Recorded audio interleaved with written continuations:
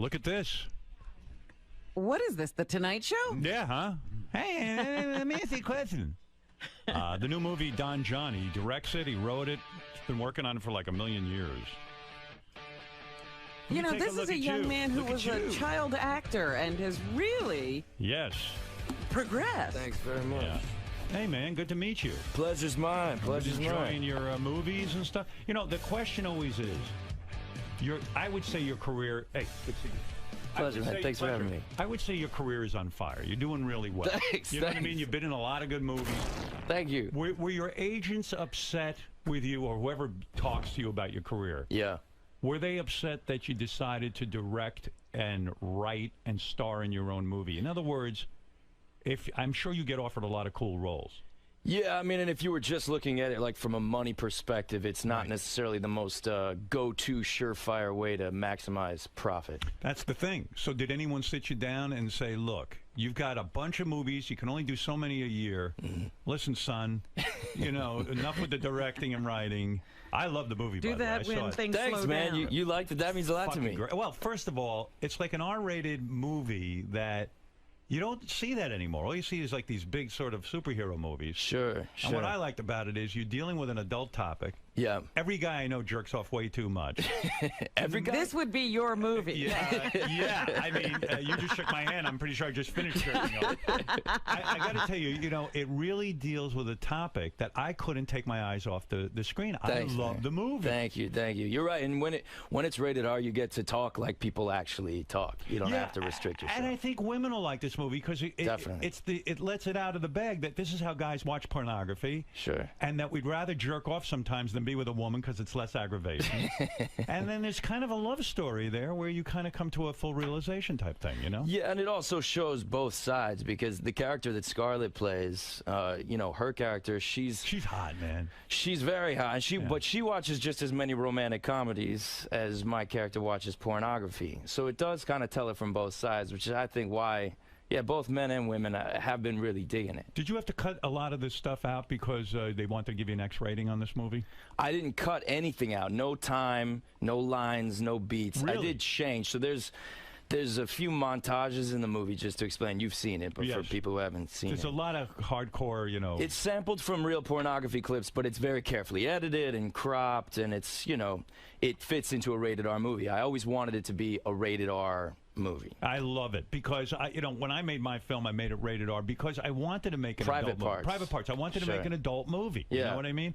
And deal with some adult themes. Well, when I first started thinking of the movie as this kind of comedy, I was in the middle of shooting 50-50. I don't know if you've seen that movie. I was in. Yes, and that's, you know, the Seth Rogen and that whole gang of guys. They make rated R comedies. That's right. And they improvise a lot, and they can talk how they talk in real life. Yeah.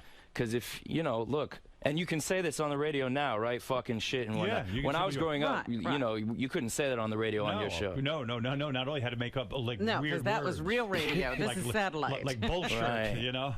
But was it bleeping, or you just couldn't say the stuff? You just couldn't say it. Yeah, had you to would just avoid it. You'd find creative ways of trying to talk like a normal person, you know? Right. But even that I'm here now, I don't want to just use profanity for the sake of it. But if it works in, then great. You know what I mean? Yeah, if it's just an emphasis, an accentuation, maybe. When I watched the movie, I said, "Oh, Tony Danza, interesting choice for the guy to play your father." Isn't he awesome in it? I thought he was great and funny, but I didn't realize when you were a kid actor, you worked with Tony Danza. It was our 20-year reunion in Angels in the Outfield in 1993, and I was 12.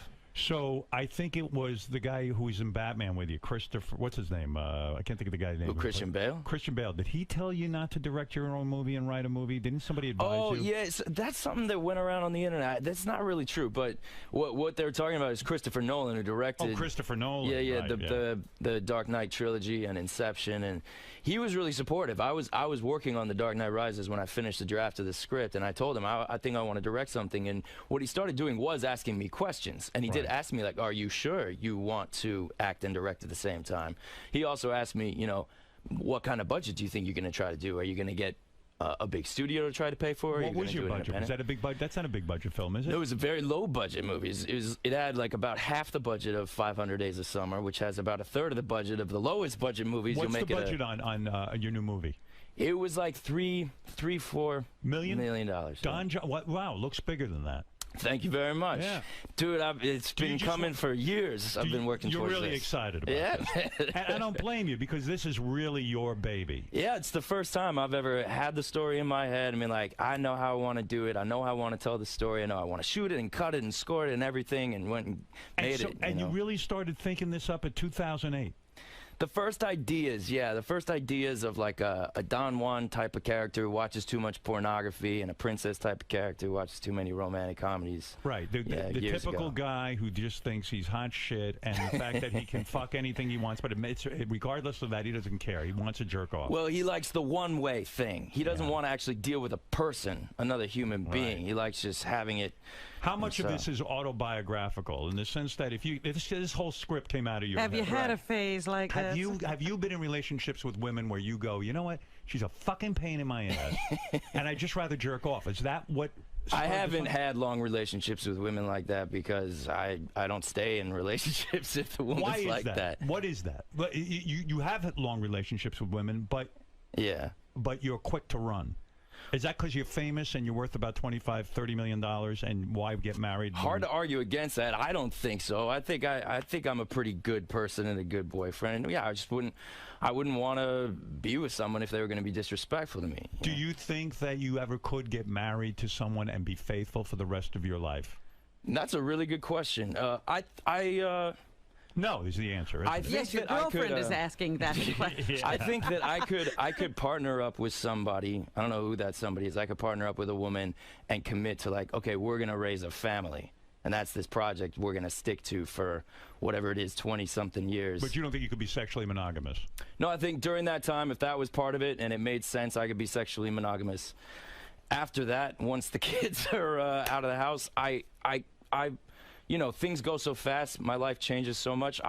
You love meeting new people. You can't. Nothing. Who knows if it's the better thing for me or the better thing for her? Or maybe I will spend the rest of my life with her. My parents are still together. My grandparents, you know, I had 75 years of marriage or something. Did your parents push you into being a child actor? Not at all. That's an important question. I'm glad you asked. Yeah, because I was a kid when I was working. I started when I was 6. That's what I'm saying. So how can you say your parents didn't? I swear to you, they did not. I remember it very particularly. I remember. Well, I was in wait a second. Your family. Your grandfather was a film director.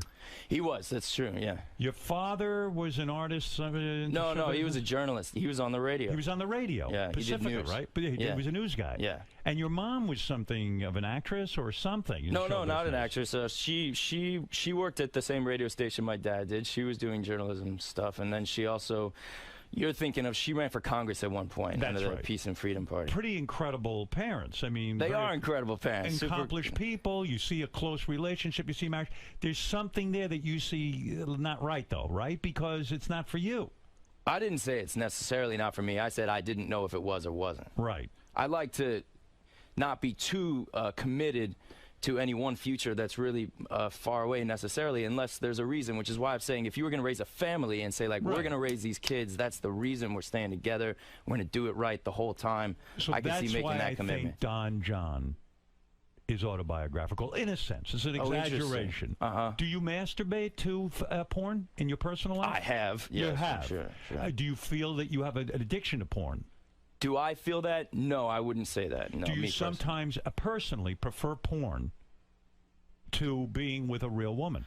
Well, I've had some sex with women that wasn't so good. I think we all have at some point or another. I've also had lots of sex that was good, you know. I used to be obsessed with this. The reason I love your movie, Don John, is because I feel I was obsessed with, I gotta have sex, I gotta have sex, I gotta have sex. Yeah. And then it occurred to me that I didn't need that much sex. It becomes like a thing that you're consuming, and you keep score, you know, against your buddies. It becomes a competition, right? You know, as opposed to a connection with another person. That's the whole story of Don John, is this guy that can't connect with anybody, and it's the women in his life. It's also the family you see with the Tony Danza scenes. Yeah, I think you've tapped into a lot of what a lot of people are going through. That they can't connect with real people. Right. can't stay in a relationship. They don't see the joy in it, and they don't see the beauty in it. And they're used to this sort of one-way satisfaction given by whatever media they consume, whether that's pornography or television. You know, let's talk about people being addicted to television or just any kind of media,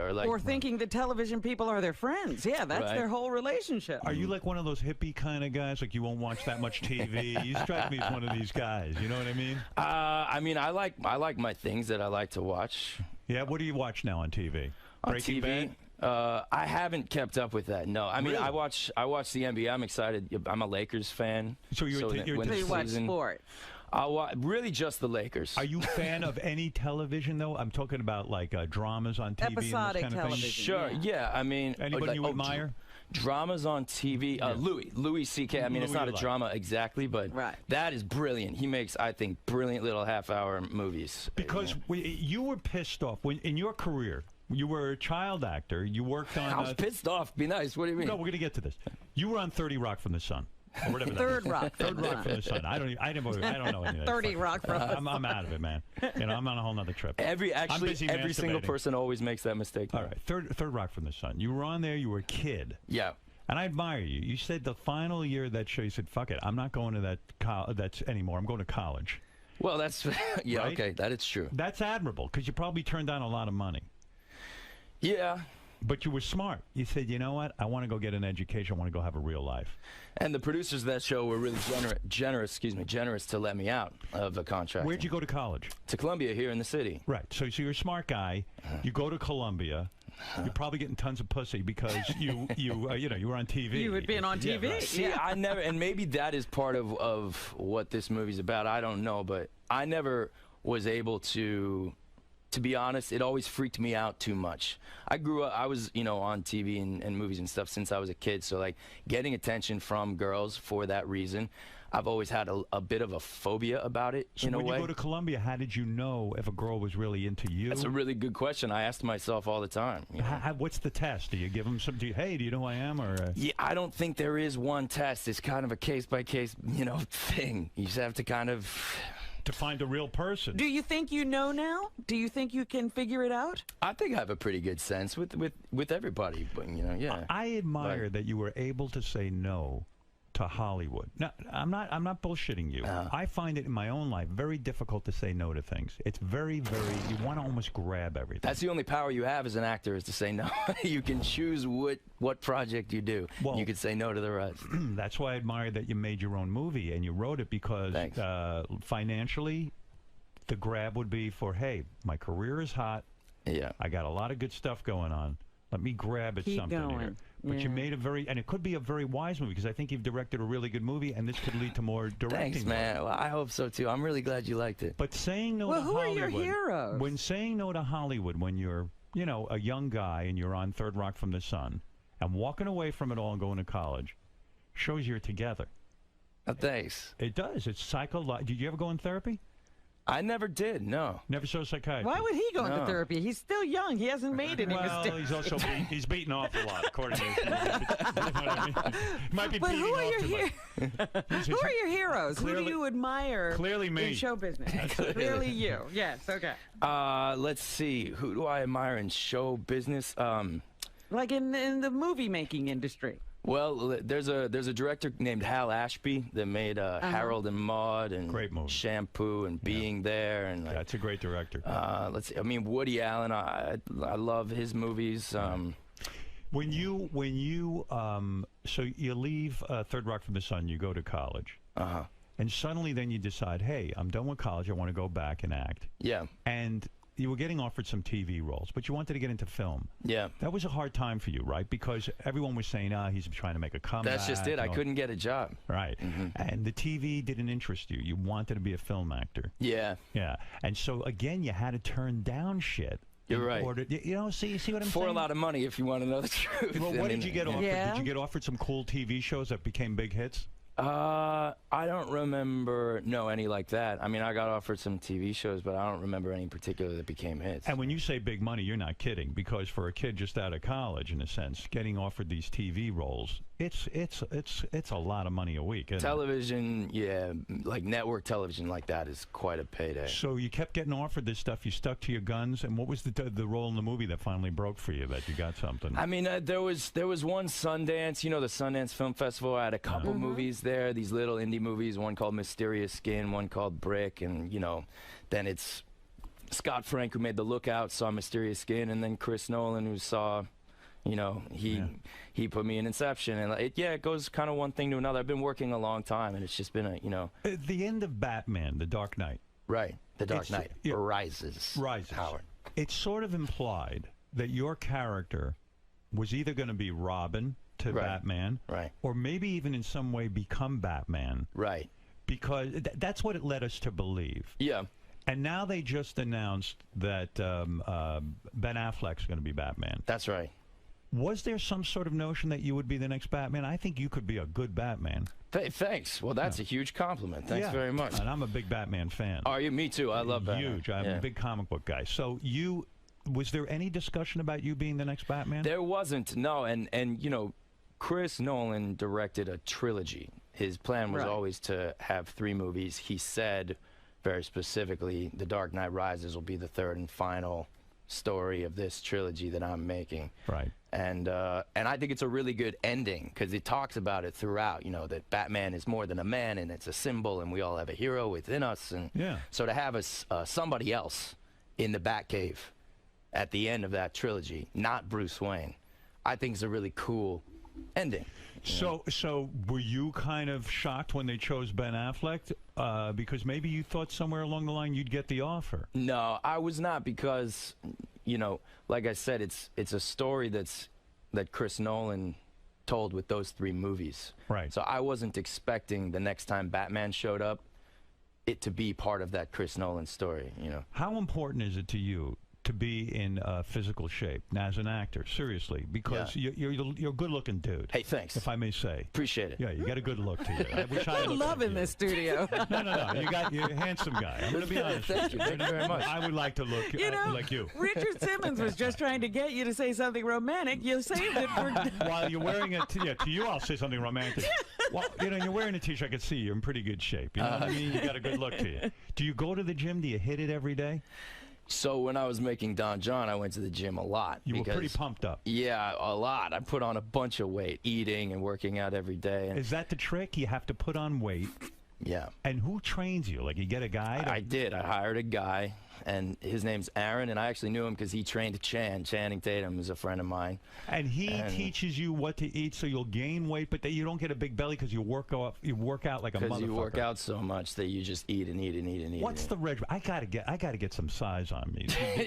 I don't think the bodybuilding's all that healthy, really. It's really just a looks thing, which is why I wanted it for that character. Is again, he's like this vain dude. Everything in his life is this, you know, this one-way street. So he goes to the gym and he looks in the mirror and he does his curls and you know, it's chest on Monday, back on Tuesday. And you were doing the heavy workouts, right? I was doing that 5 days a week. It doesn't blow you out? I mean, to the point that you like, when I try to work out heavy, I can barely function. Like, I can't get on the radio and do a decent show. It's like a part-time job, and it's not that healthy for you. I did another movie where I rode a bike every day. Where I was playing a bike messenger, and I rode every day. That I felt healthy when I was riding a bike every day. Right. But doing the bodybuilding, eating all that food and putting on all that weight, it didn't feel healthy. It looked, and it looks like it looks. And after you shoot Don John, then you just like, hey, screw it. I'm not gonna put this kind of regimen in anymore, right? That's it. It's ridiculous. On time, that was a lot of time out of my day. How many pounds did you gain for Don John? 12 pounds. 12 pounds of solid muscle, right? Yeah. Yeah, that is crazy.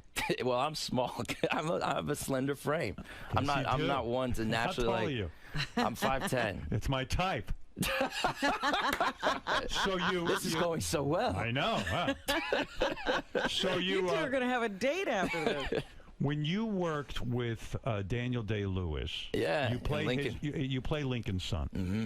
Is there water I can drink some water? What are you, a big shot? You need water? Can you hear it? With your own water? Sit back down. Hey, wait, is this where I'm supposed to be sitting, by the way? How's it? You're getting a little too fucking comfortable asking for water. Let me understand something here. When you work with a guy like Daniel Day-Lewis, as an actor, he says he stays in character all day long. I don't know if that was hype for the movie or what. No. He was in He was Lincoln. He was Lincoln when he wasn't Lincoln. Is that weird? I was so impressed, and I mean, I don't know how you feel about his work, but I think he's sort of terrific. A unique phenomenon. It's brilliant, the shit he does. So whatever it takes, I'm down. But did Lincoln take a car to the studio? So he's not exactly always.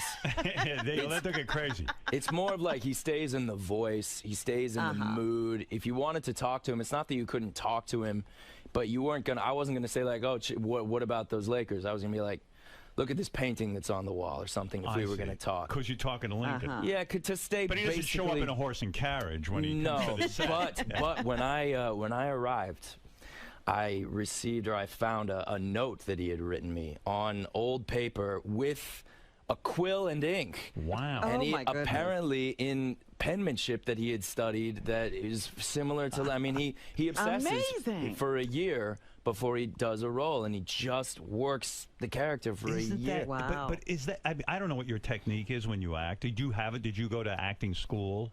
I took some acting classes when I was little, like 9, 10, 11, right. but other than that, I haven't studied. At Columbia, you didn't study acting at all? No. You just, what was your major in Columbia? I dropped out before I picked a major, but it would have been like French. I studied quite a bit of French. Why? No one speaks French. Why not speak Spanish? That is true. I think I was studying it more. I learned probably as much about English in studying French as I did. Oh, you dropped out of school. And I dropped out of school. Oh, I was complimenting you that you went to school. And you thought he finished. I got a good, I think, school experience. How many years did you last? About.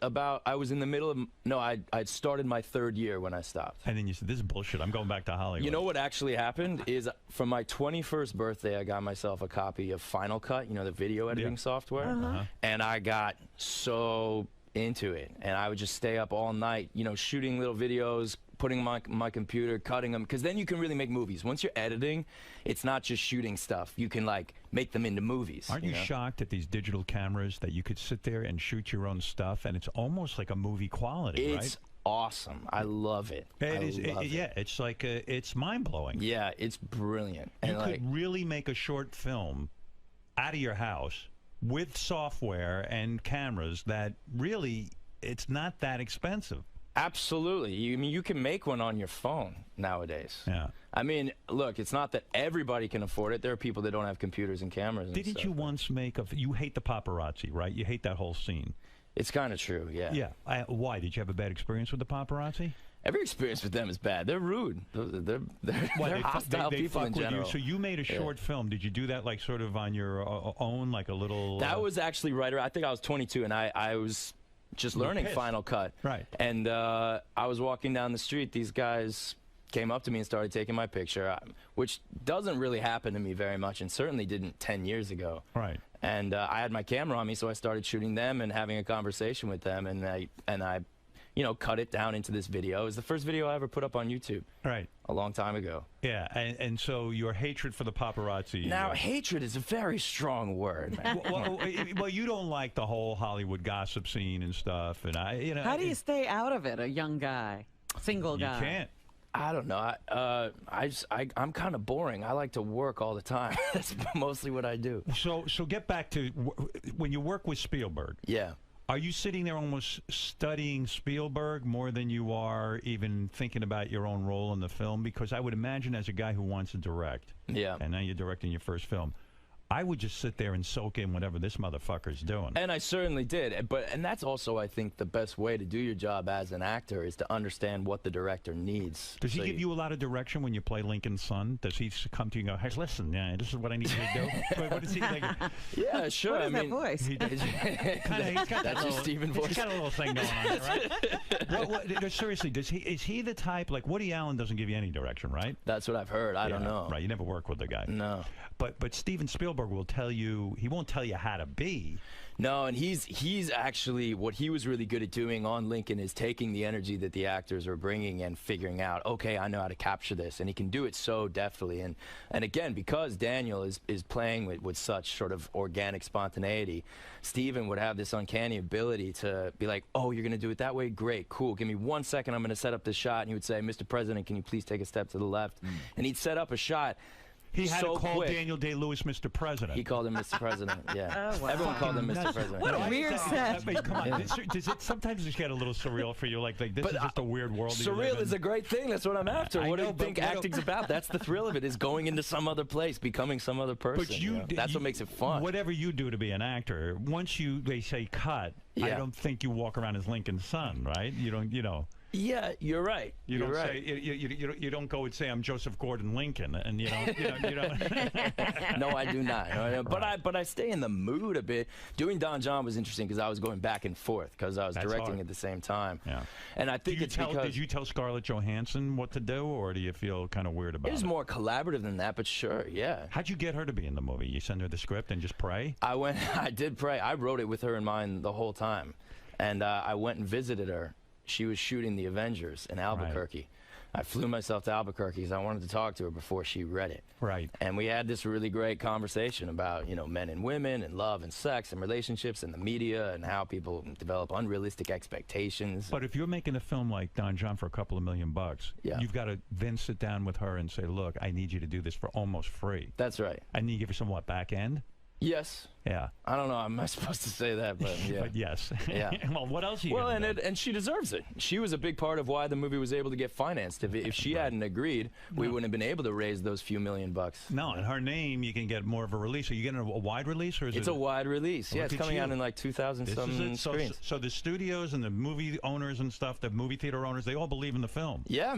Did you go to the festivals, or did you just? We did the festivals. Well, yeah, because we made it independently without a studio behind it, and the idea was to go take it to Sundance, where you can hopefully get it picked up, and that's what happened. Someone What's picked it Scarlett up. Johansson's story? Is she married, or she got a boyfriend or something? I don't She's know anything about her. engaged. Oh, She's she's engaged. Oh, Yeah. you can't even fuck around with her.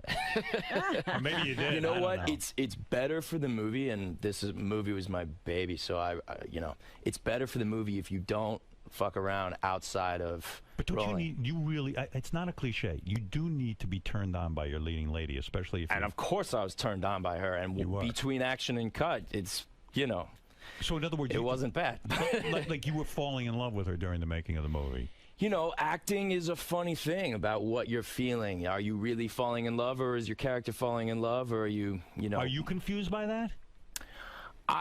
Sometimes I'm confused. More I'm stimulated and inspired, and I love that because it goes to show that our feelings are something that we do have power over. I'm not trying to be shocking here for a minute, but when you're in doing a bet, because you have some graphics, not graphic, but I mean you're really with her. You're rubbing up against. You're rubbing up against her. Sure. You don't get an arousal when you're working with her. Of course. And do you apologize to her and say, "Listen, I'm aroused now. I have a full erection." I mean, is she, nice sound effect. I'm a method actor. I've heard someone said that this is a Denzel Washington quote. I have never met Mr. Washington, so I don't know if he really said this. But Right. apparently he said, what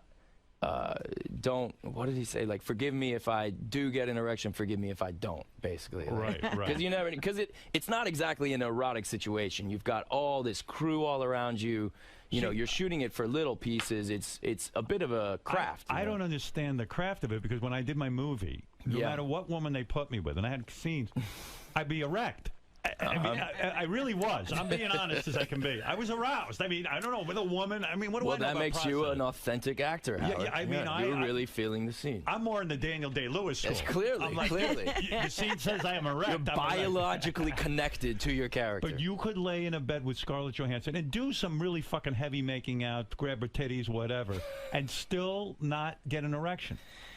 I don't think I didn't get an erection. So what do you do? I Do you can't say to her- confirm or deny whether I did or But did do you not. say to her ahead of time, look, we got to work this out. I want you to know you're an attractive woman, and this could possibly happen. I'm not trying to. No, we get don't need to inside talk you. about it. You don't. No. It's not that she doesn't know, though. Yeah, exactly. Like she felt it. Yeah. Wow. Did she say to you, listen, calm down, Junior? No. Wait a minute. What about if That the scene- woman gets too into it? So there you have it. I think we were both. Look, Are you we're kidding? playing two characters that were enjoying each other. And I know an actress. I'll never mention the name. I heard she demanded penetration in love scenes. Like, I'm not fucking with you. And this chick was hot. Like, this is someone you know. She would say, listen, if we're doing this, let's go. And that's Okay. something, man? You could put her in your next movie if you want. That's how I would play it. Yeah, I'll set it up. I'll make some demands. Absolutely. You did Saturday Night Live, right? Yeah, I've done it twice. Yeah, you're pretty good at it. Thank you. Thank you. Did that make you nervous at all? I love it, man. It makes you very nervous. Being live, it's right? Extremely exhilarating. Yeah. And Spielberg doesn't make you nervous when you do, act in front of him. It's different. I was pretty nervous when I first met Daniel. Yeah, and was first working. Does with Daniel approve you or Spielberg approve you? You know, it was a real flattering thing because I was told that Daniel asked for me to play that part. He did? Wow. Yeah. How did he know your work? What movie attracted him to you? That's a good question. You know, I never asked him that. He said, I want you for the movie. And then they bring you in. Do they make you read or you don't have to? That time I did not. No. Wow. He sent me text messages, actually. He's quite an eloquent texter. Really? Daniel, yeah. And man, he wanted you for that film. I know, man. That's a real honor because he's one of my favorites. He really disappears. Yeah, you're on his radar. Yeah, yeah. That's why it was risky for you to direct your own movie because when you get that kind of accolades, you should just be acting all the time and raking in the dough. Yeah, you know, Look, Daniel Day-Lewis doesn't do that. He waits. You're absolutely right about that. You know what he does? He waits like crazy. Are you going to play Doctor Strange? Have you heard this? No. I heard a rumor that you're a potential lead for Doctor Strange, which is a great comic. Is it? I don't know. Oh, Doctor Strange is weird. Okay. I mean, that's an acting challenge. Is that right? I like to see you do it. What's he like? He's mysterious. Yeah. Does he have a superhero power? Yeah, he's got all kinds of shit going on. Yeah, I mean, it's a whole thing. What's so strange about him? He's Doctor Strange. I know, but why? Well, you gotta be strange. Listen, I have nothing to do with pitching me this thing. I'm not attached. I just wanted to know if you were up for it. That's all. No. Well, listen to me. This is exciting. Joseph Gordon-Levitt. Why the three names? Why Joseph Gordon-Levitt? Yeah, because, mostly assassins have those names. That's right. I didn't know that. My mom's name is Jane Gordon, and my dad's name is Dennis Levitt. And when they had kids, my brother and I took both their names. Well, it's good for acting. I mean, Is it good for acting? Yeah, because I think if you're just like Joseph Levitt. Right, doesn't have the boring. same... or Joseph Gordon. Joseph Gordon-Levitt. Now, that has a ring. Yeah, all right, I'll tell you. It sounds nice when you say it, Robin. It does. It truly does. So what's the game plan? The movie's going to open up. Are you the type that's going to shit your pants on Friday? like when do you get word how the movie's doing? When does that happen? Money-wise? Money-wise. Yeah, Let's talk cash. Friday. You'll know if people are going to see the movie. Yeah. Yeah. But I think with this movie, because people really actually like it when they see it, that's why they've been screening it all over the country a lot, because... You want to get buzz going. And more even than the advertisements, people that actually see the movie itself really like it. So I think you might not be able to judge it by Friday, because people that see it on Friday are going to tell their friends to go see it Saturday and Sunday and the next weekend, hopefully. How important is it for you to do this, to see a big box office on this movie? Like, what would make you happy? How much dough did we have to bring in this weekend? Yeah, the truth is, as far as like professional satisfaction, what matters to me and what the box office numbers would make a difference is what kind of job I could do next. How much money could I raise to do my next movie? That's what it's all about. If the movie's a hit. And honestly, man, like that's already feeling really good. I feel like I'll be able to... You're on track. I'll be able to make what... I don't know exactly what movie I want to direct next, but I'm thinking I'm going to be able to, and that feels like the success, Is Scarlett helping you promote the movie, or are you just Absolutely. Sort of... She is? Yeah, she's going out, she's doing all the shows and everything? Yeah, she was just on Jimmy Fallon and etc. Julianne Moore's doing it. Tony's doing it. Everyone's Julianne supporting Moore, her. how's it working with her? Fantastic. You want to talk about a good I've met her a few times socially. She's very standoffish with me. I don't think she likes me. Oh, really? That's not been my nice. experience with her at all. Well, I'm me, People have a strange reaction to me. I don't know why. Is that right? No, not everybody, but some people are standoffish. I don't know that she doesn't like me, but I mean, she's not... I think she might find you intimidating. I've actually sat next to her at dinner parties. And she didn't talk to you? Literally has turned her back on me. She's so sweet and generous and funny with me, yeah. She's really funny in this movie. Do you think maybe you and Scarlett Johansson should release like a secret tape of her twerking on you or something? You know what I mean? Or to you promote think that's the film. what we need to sell the flick? Something viral. I don't know. I'm trying to think outside the box. We were thinking of coming on your show. That was our plan. That would have been nice. That would be fun. But you know, the thing is with this movie, you've been writing the thing and trying to get it done since 2008. Yeah. This is a long process. You're I'm right. gonna do some math. I think this is 2013 now. Yeah. Yes, 2008, 9, 10, 11, 12, 13. That's 5 years of your life. You're right. Give or You're take. Right. Yeah, you're right. I mean, I wasn't working on it full time that whole time. Yeah. 2008, 9.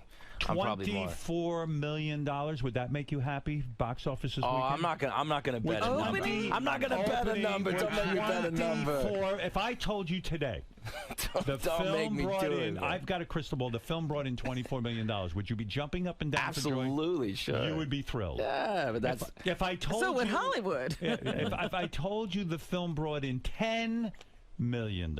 Yeah, man. This movie cost $3. So that's all we need. Yeah, it's a win, man. If we make $10 million this weekend. Oh, no, I don't want to bet a number, man. You're a nervous fucking wreck, aren't you? Well, yeah, maybe I'm superstitious. I don't know. Like, no good can come of this, Howard. If you put 5 years of your life into something, if I put 5 years of my life into something, you want to see it pay off. Yeah, but to me, the money it makes is not what's going to make it pay off or not. Right. That was never the intention of doing this. If I wanted to make maximum money, Don John is not necessarily. I would have made a horror movie. I would have, like, you know, produced a reality TV show or something. Right. You know, if I wanted to make maximum dough. I think the movie will do well, and I will tell my fans I really did love it. Thanks, man. I really did. I think you did a great job. Thank you. You thought it was funny? I thought it was funny. I thought it was engaging, and I thought it was fucking actually awesome, sweet. man. At the end, I thought it was sort of romantic. Thank you. Thanks, You man. know, as romantic as a movie about a guy who jerks off all the time can be. And I These thought it were was the unusual. notes you wanted to hit. Yes, I thought it was an unusual film too, which is good.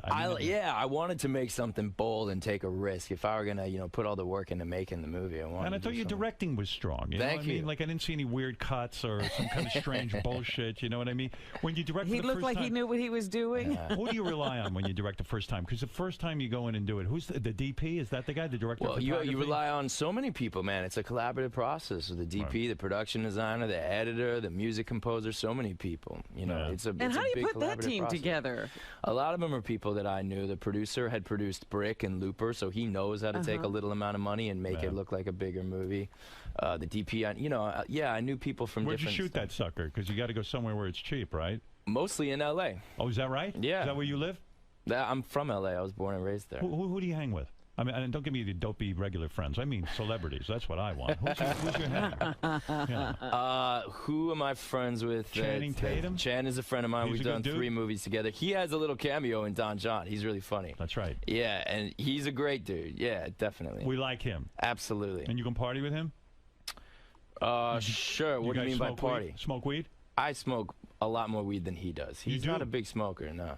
You got medical marijuana?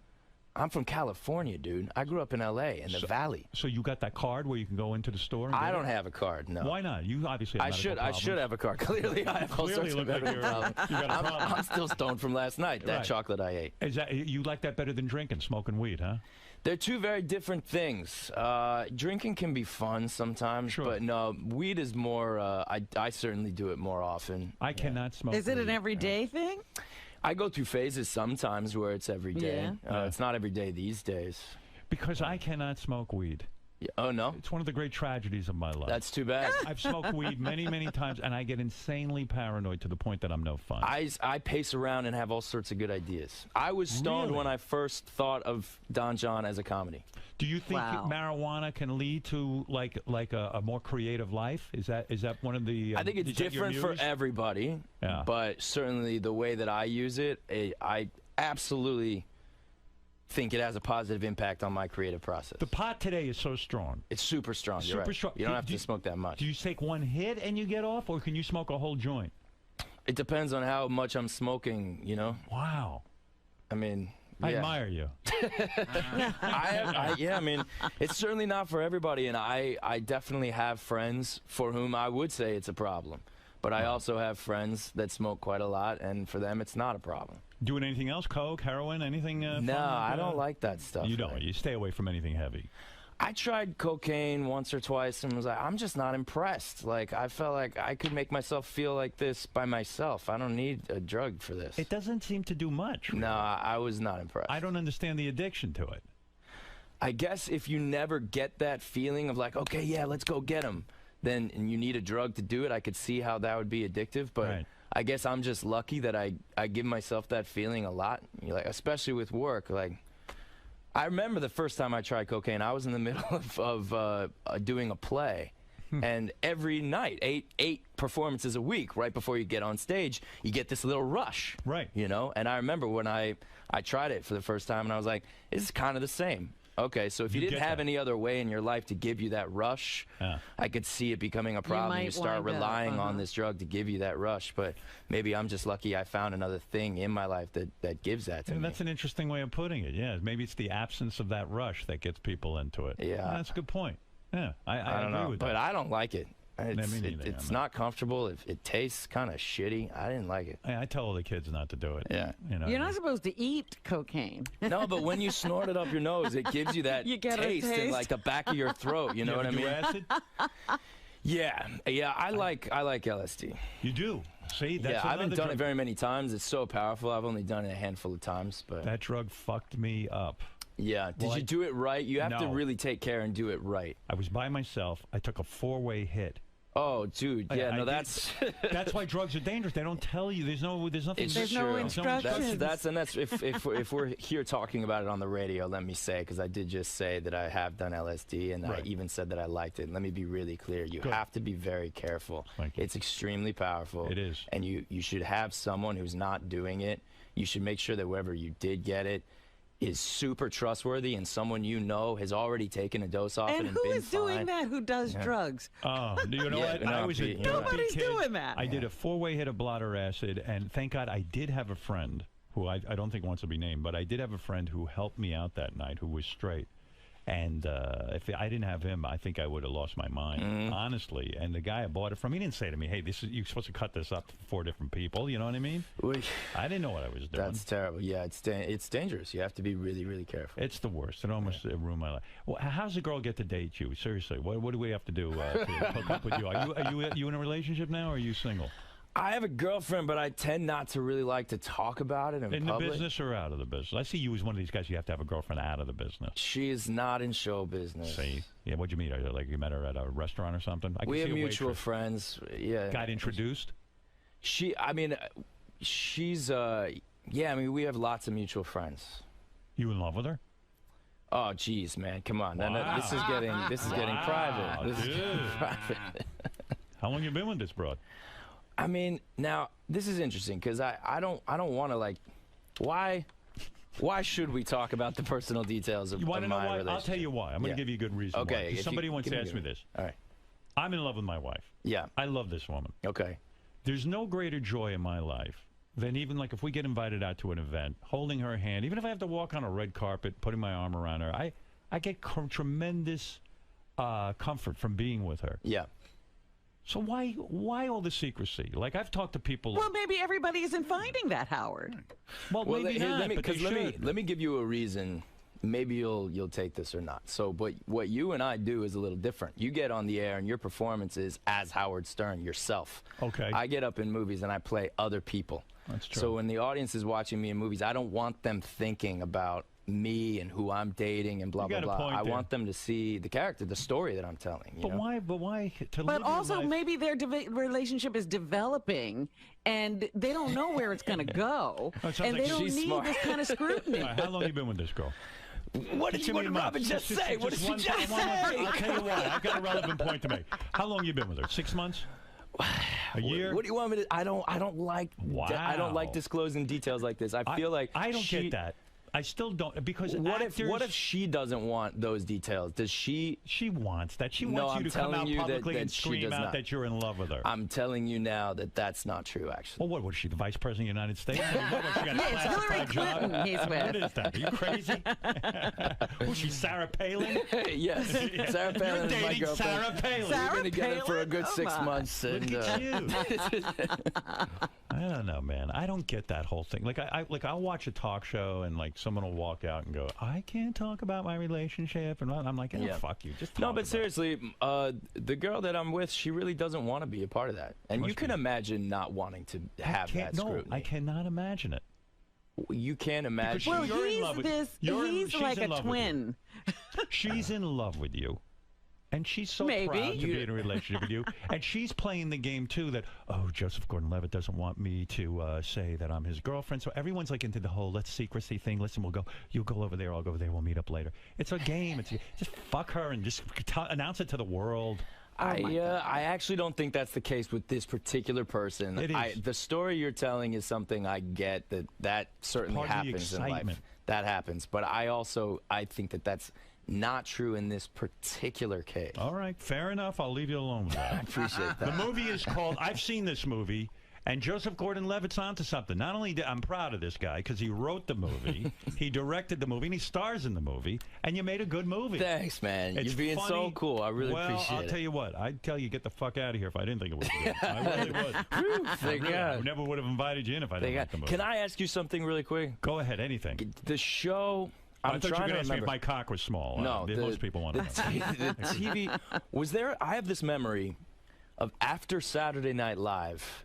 Long time ago, I would stay up. My brother would stay up and watch Saturday Night Live, and I have an older brother. Right. And if I could stay up late enough when I'm a little kid, Yeah. after SNL, the Howard Stern show would come on like NBC. Am I right? Yeah. There were different incarnations. I did a show that you probably saw in California.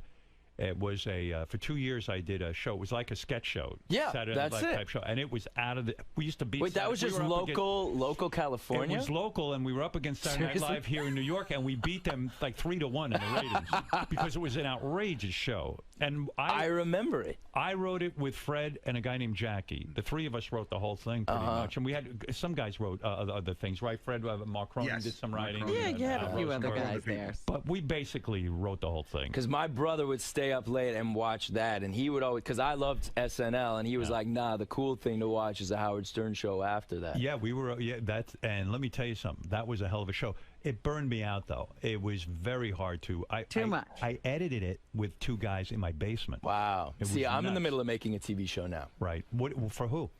for this new cable channel called Pivot. You heard of this new channel? No.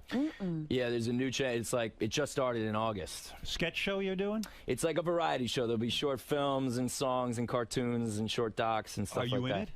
Yeah, I host it and I'm directing it and I perform in it. And How the yeah, hell do you have the time? it's made collaboratively. Like, we use the internet and people are contributing to these different pieces. so you're not This doing is what every I've been segment. doing. This is what Oh. I've been doing all year. I went straight from working on Don John to working on this TV show. I'm just wondering if you shouldn't just cash in and do a couple of big movies. I'm gonna do another movie soon enough. What do you got lined up? Anything I cool? don't have anything lined up yet. Dude, what do we got to come up with a game plan for you. Don't fuck up. This is years, bro. This is years to bank. You know what I'm saying? You're right. You're You know, right. You're on fire. Let's do it. Okay. Well, you're right. let's ask the question. Wait a minute. Like, he was a child star on a hit series. How much money did he make? Did he hold on to the money?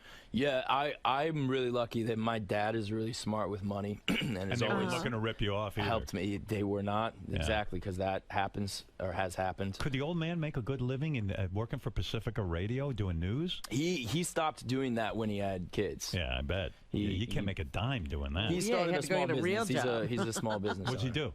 He makes like technology and software for mini storage facilities. You give them dough, or you? No. He has a small business with like 20 employees, and he's had it for 20-something years. And now I'm starting a business. That's Hit Record is like my company, where I'm not just working for someone else. For the man. really. I get it. That's you, right? You're the man. Oh, you're doing pretty damn well with all this, man. Congratulations. Yeah, it's but crazy. I work for people. You know, I'm a worker. I'm like a blue collar man. You go in, you get a paycheck. That's not entirely true. You are more powerful than any of the corporate executives that run the companies. You're way more powerful than any of them. I'm doing my thing. Well, then why do they keep firing him? But you're doing it on your own, though. That's cool. I really admire that you figured out a way to do like your show that was the best for you. Right. I admire that. I want to be able to do that as an artist and not just fit into the way that it's always done. It ain't easy. The new movie, Don John, he directs it, he wrote it. I'm giving it a big thumbs up. You got to go see it, Robin. You'll love it. Thanks, man. I can't wait. Thank you so much. Wait. Pleasure meeting you. The pleasure was mine. Hey, right. real good seeing you. Likewise. And, likewise. Yeah, and we'll be back right after these words. Joseph, since you've been acting since you were very young, yes, you've done various press junkets and interviews over the years. How is this separate from all the others? This feels like a conversation. It felt like I met this guy who I know him from his work, and he knows me from my work, and we had never met each other, but we got to know each other a bit. And man, super friendly, generous dude. He's really, really nice. I care a lot about this movie that I made, and for him to tell everybody who's listening that he really likes it, and for him to clearly mean it, meant a lot. That meant a lot to me. And now that you are a filmmaker, what do you think is so interesting about Howard's character? What draws people in? What makes him? That he's honest. That is completely it. That what the conversation he and I just had was an honest conversation. Two guys like getting to know each other. That's interesting to listen to. Most interviews that you hear in the press or whatever, they're not two people just talking and getting to know each other. There's some agenda, there's some show that's being put on, there's, you know, whatever, some kind of preconceived routine or whatever. This was legitimately just a conversation. He and I sat down and talked for an hour. And I think that's interesting to listen to because it feels real, it feels honest. Absolutely. Well, good luck with Don John. Thanks so much. This is the best of the wrap-up show. A recap and behind-the-scenes look with John High and Gary Dell'Abate. The best of the wrap-up show begins now. Hey, it's Gary Dell'Abate, Baba Booey. On Tuesday's wrap-up show, there was a lot of Ronnie. First, Ronnie, it turns out, knows that Taylor Swift's fans are called Swifties. We don't know how he knows that. Then Captain Jenks called in and talked about the prank call he made involving Ronnie. And finally, Ronnie told us that he went to see the play Cinderella. Yes, a 60-plus-year-old man went to see the play Cinderella. Here's how it all went.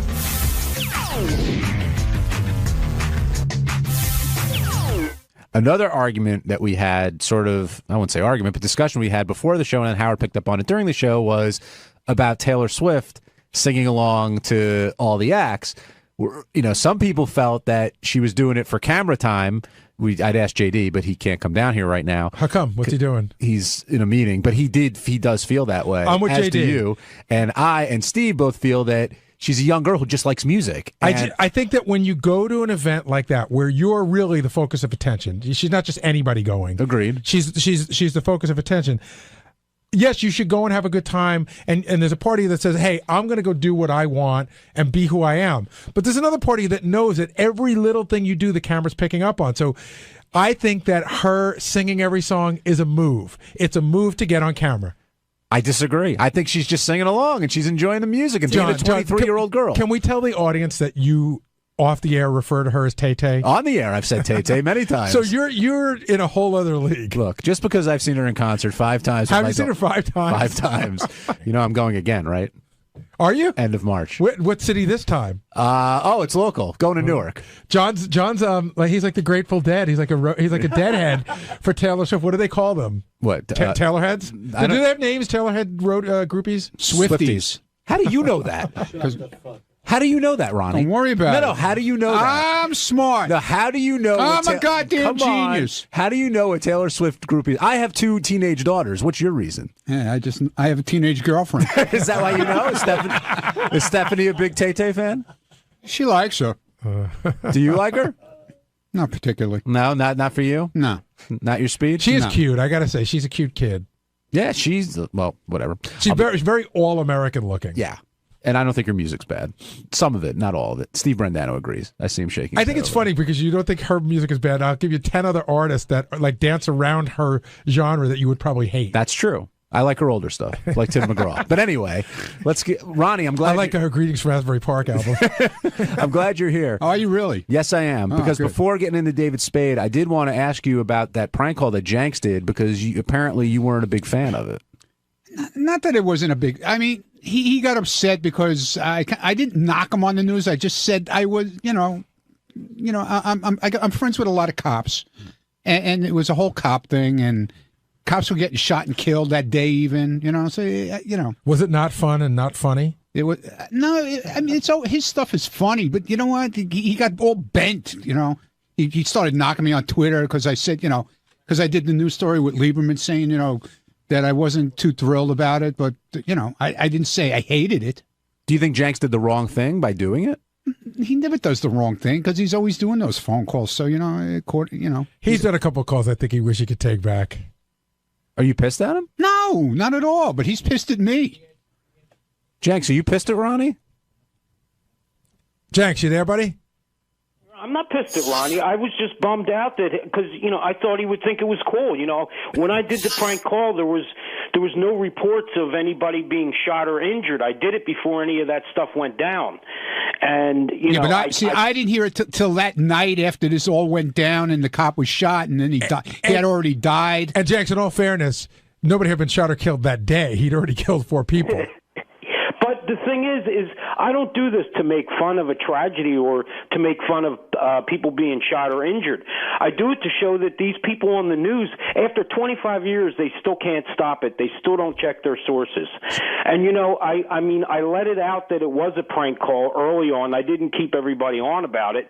And I kind of figured, Ronnie, it would be good for the block party. And I just could imagine all the phone calls that you must have fielded within the first 10 minutes after me doing that call. I agree with Jenks, by the way. I know he does these during some pretty weird tragedies, but to me, it's always a mad rush to be the first to get the scoop, and it almost seems like these news organizations care so little about what's going on and care more about getting the person on. And I agree, most of the time, 99% of the time, it's not a bad thing. There's like 1 or 2 that he probably shouldn't have done. Well, Jenks proved that, I thought, with this call. Jenks, she would have talked to you all day. What's that? She would have talked to you all day, it sounded like. Yeah, but I kind of got nervous because, again, I was thinking, well, if there are people, if you would have watched it that day, you heard that the reporters and everything, they were getting in the police's way from doing their jobs. So, I mean, me doing a prank call to that show was probably just, I think, was just comical. It was just to show that these people were so willing to put anybody on the air without checking any sources that I could at least get through and do it. I just didn't want to string anybody along. You know where I thought Jenks used to shine for me? Jenks, what is the Philadelphia version of, I guess up here, it's called the DOT. What is like the Department of Traffic, like the roadworks people? What are they called? Right. It's called PennDOT. PennDOT. Every single snowstorm, he would call as the head of PennDOT and always get on it. I would think, how do these people not know who that is and what his number is? And he would they go, now from PennDOT, we have this guy. They put him on. Jenks, you're a master of your craft. But Ronnie, you're not mad at me. No, right? I never said I was pissed. I just said, if you listen to Lieberman's story, I never said I was pissed. You weren't pleased, though. But I just wanted to make sure you didn't have a problem with me because I'd be bummed out. I was bummed out that you didn't like it. It's not that I didn't like it. I'm saying it's not that I didn't like it. It was just, I don't know. At the time, it just hit me the wrong way. I don't know. All right. Thanks, Jenks. We're all good. What did you do for Valentine's Day? What did I hear you saying? Hey, listen, you're going to Taylor Swift. I went to see Cinderella. I'm going with my daughters. What did you do for Valentine's Day? I went to see Cinderella on Broadway. My God. How was it? Why? Because that's what Stephanie wanted to do for Valentine's Day. She's into Cinderella, I guess. I don't know. She thinks you're her prince. Yeah, I am. I am a prince. I got we sat third row, I was a prince. Someday her prince will come. Yeah. How was exactly, it? After I'm gone. What'd you think of the show? It wasn't that terrible. I didn't fall asleep, so it wasn't that bad. Actually, they added a little humor into it. How so?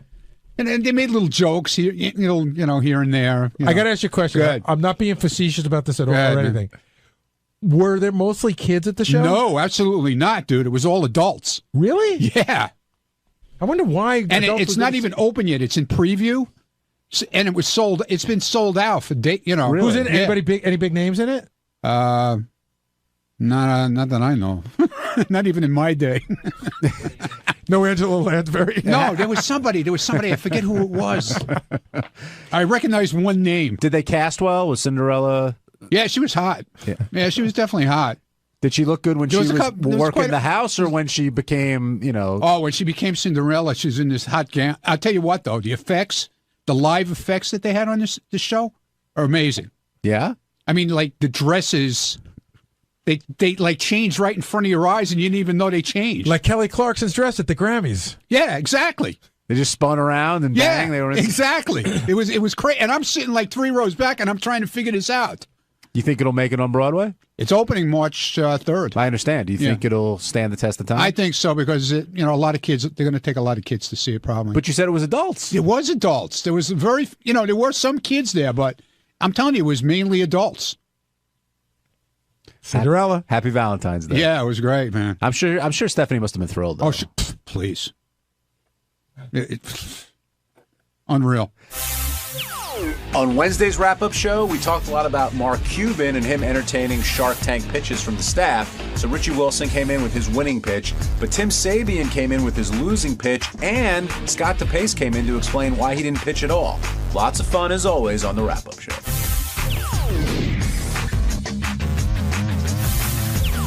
Mark Cuban also came by, and he was a great guest. He was all fired up, a lot of energy, had a lot of fun things to say. And then he had to sit through those pitches of Tim and Richie Wilson. I want to talk to Tim about his failed pitch. I want to talk to Richie Wilson about his successful pitch. I think everyone was surprised that Shittens ended up going over well with Mr. Cuban. Yeah, I think Tim was bummed out. I know he believes in his idea. He was excited about it. I wanted to pitch his other idea, which is a leash for a television remote. I'm sorry to give that away, Tim, but...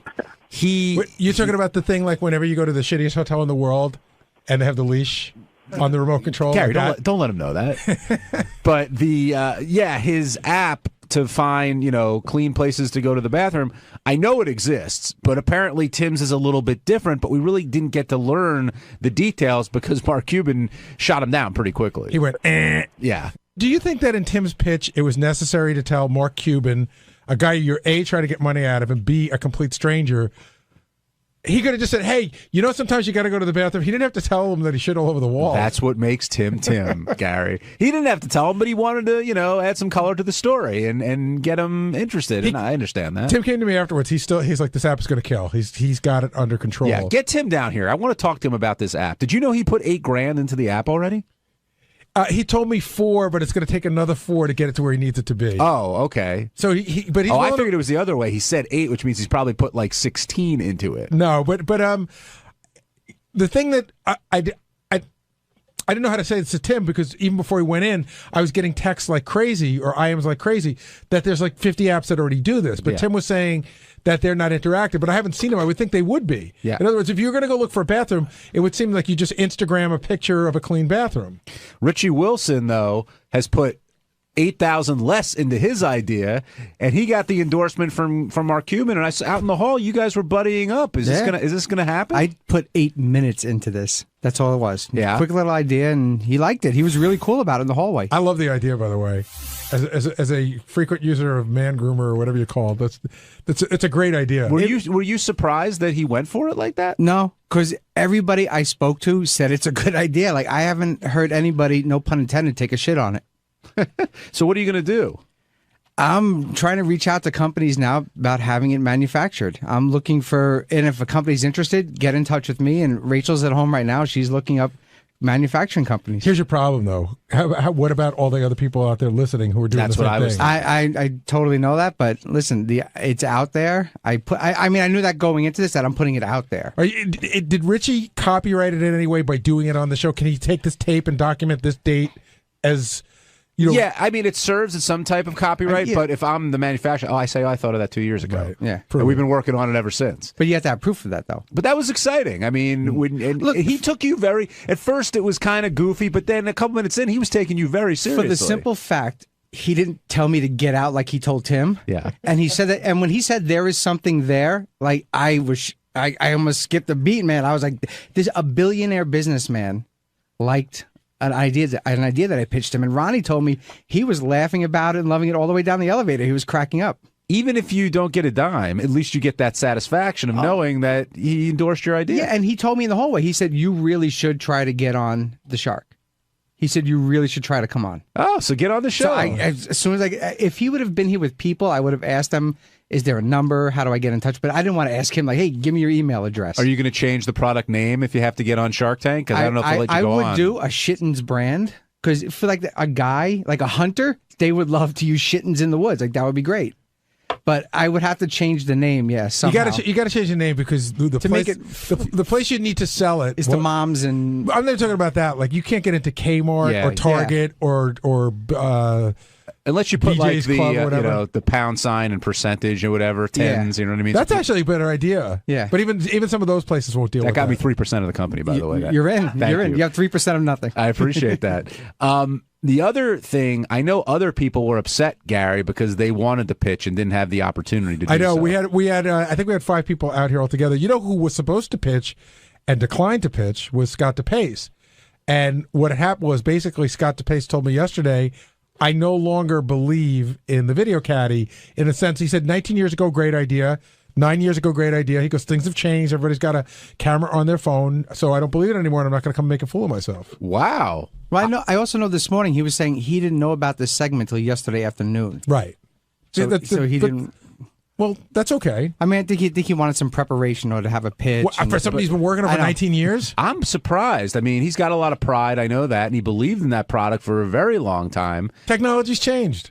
But for him to admit that, that's a big step. Now, do you think he did it just because he didn't want to do the pitch? I think he did it because he's out of video caddies and it doesn't matter anymore. I don't know. Scott, if you're still selling, let me know. But I remember him telling me he sold out. I mean, the video caddy is 5 times bigger than the iPhone.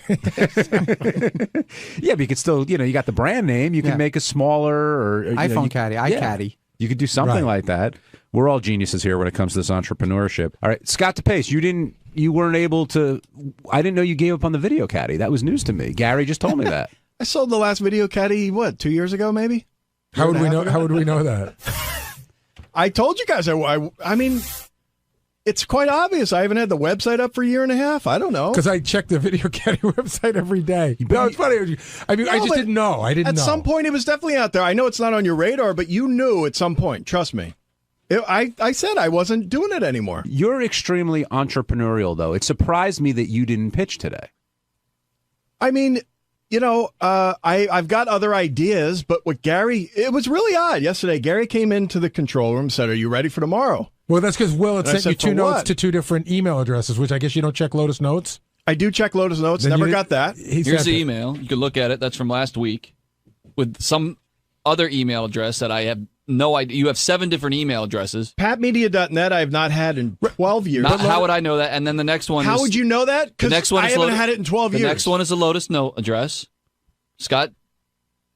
I swear to God, I did not see that. I do see it here, so I'll have to go back and check.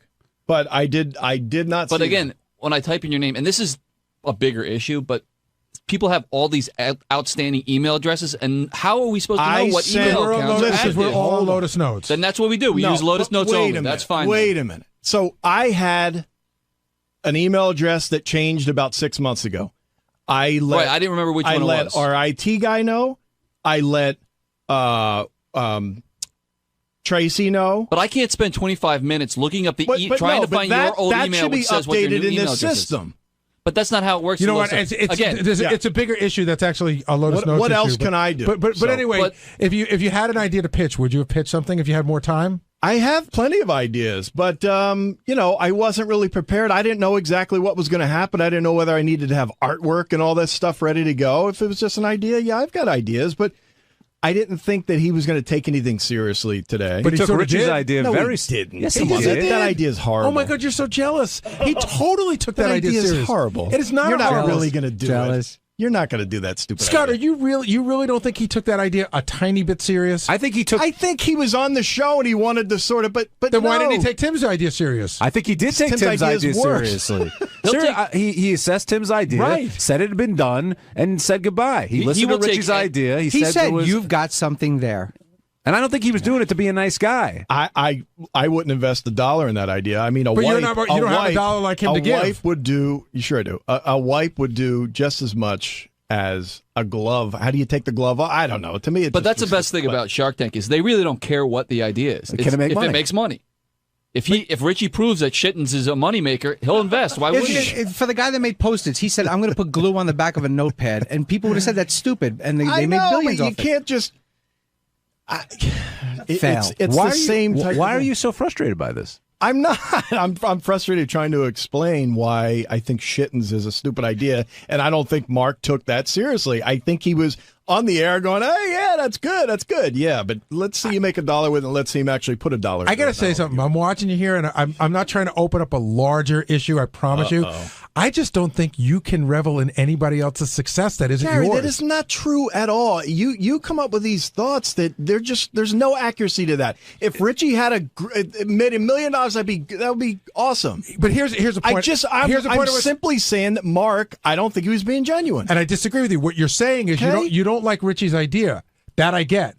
But Mark seemed genuinely interested in that. Why did everybody see that but you? I guess you guys aren't as bright as I am. I don't know. I don't know what it is, but I don't think he would put $1 into that fucking thing. What did you think of Tim's idea? To find a bathroom? It was an excellent idea. I don't think I think I can find a bathroom quite easily without an app. Why was Yelp so successful? Was what? Yelp for restaurants.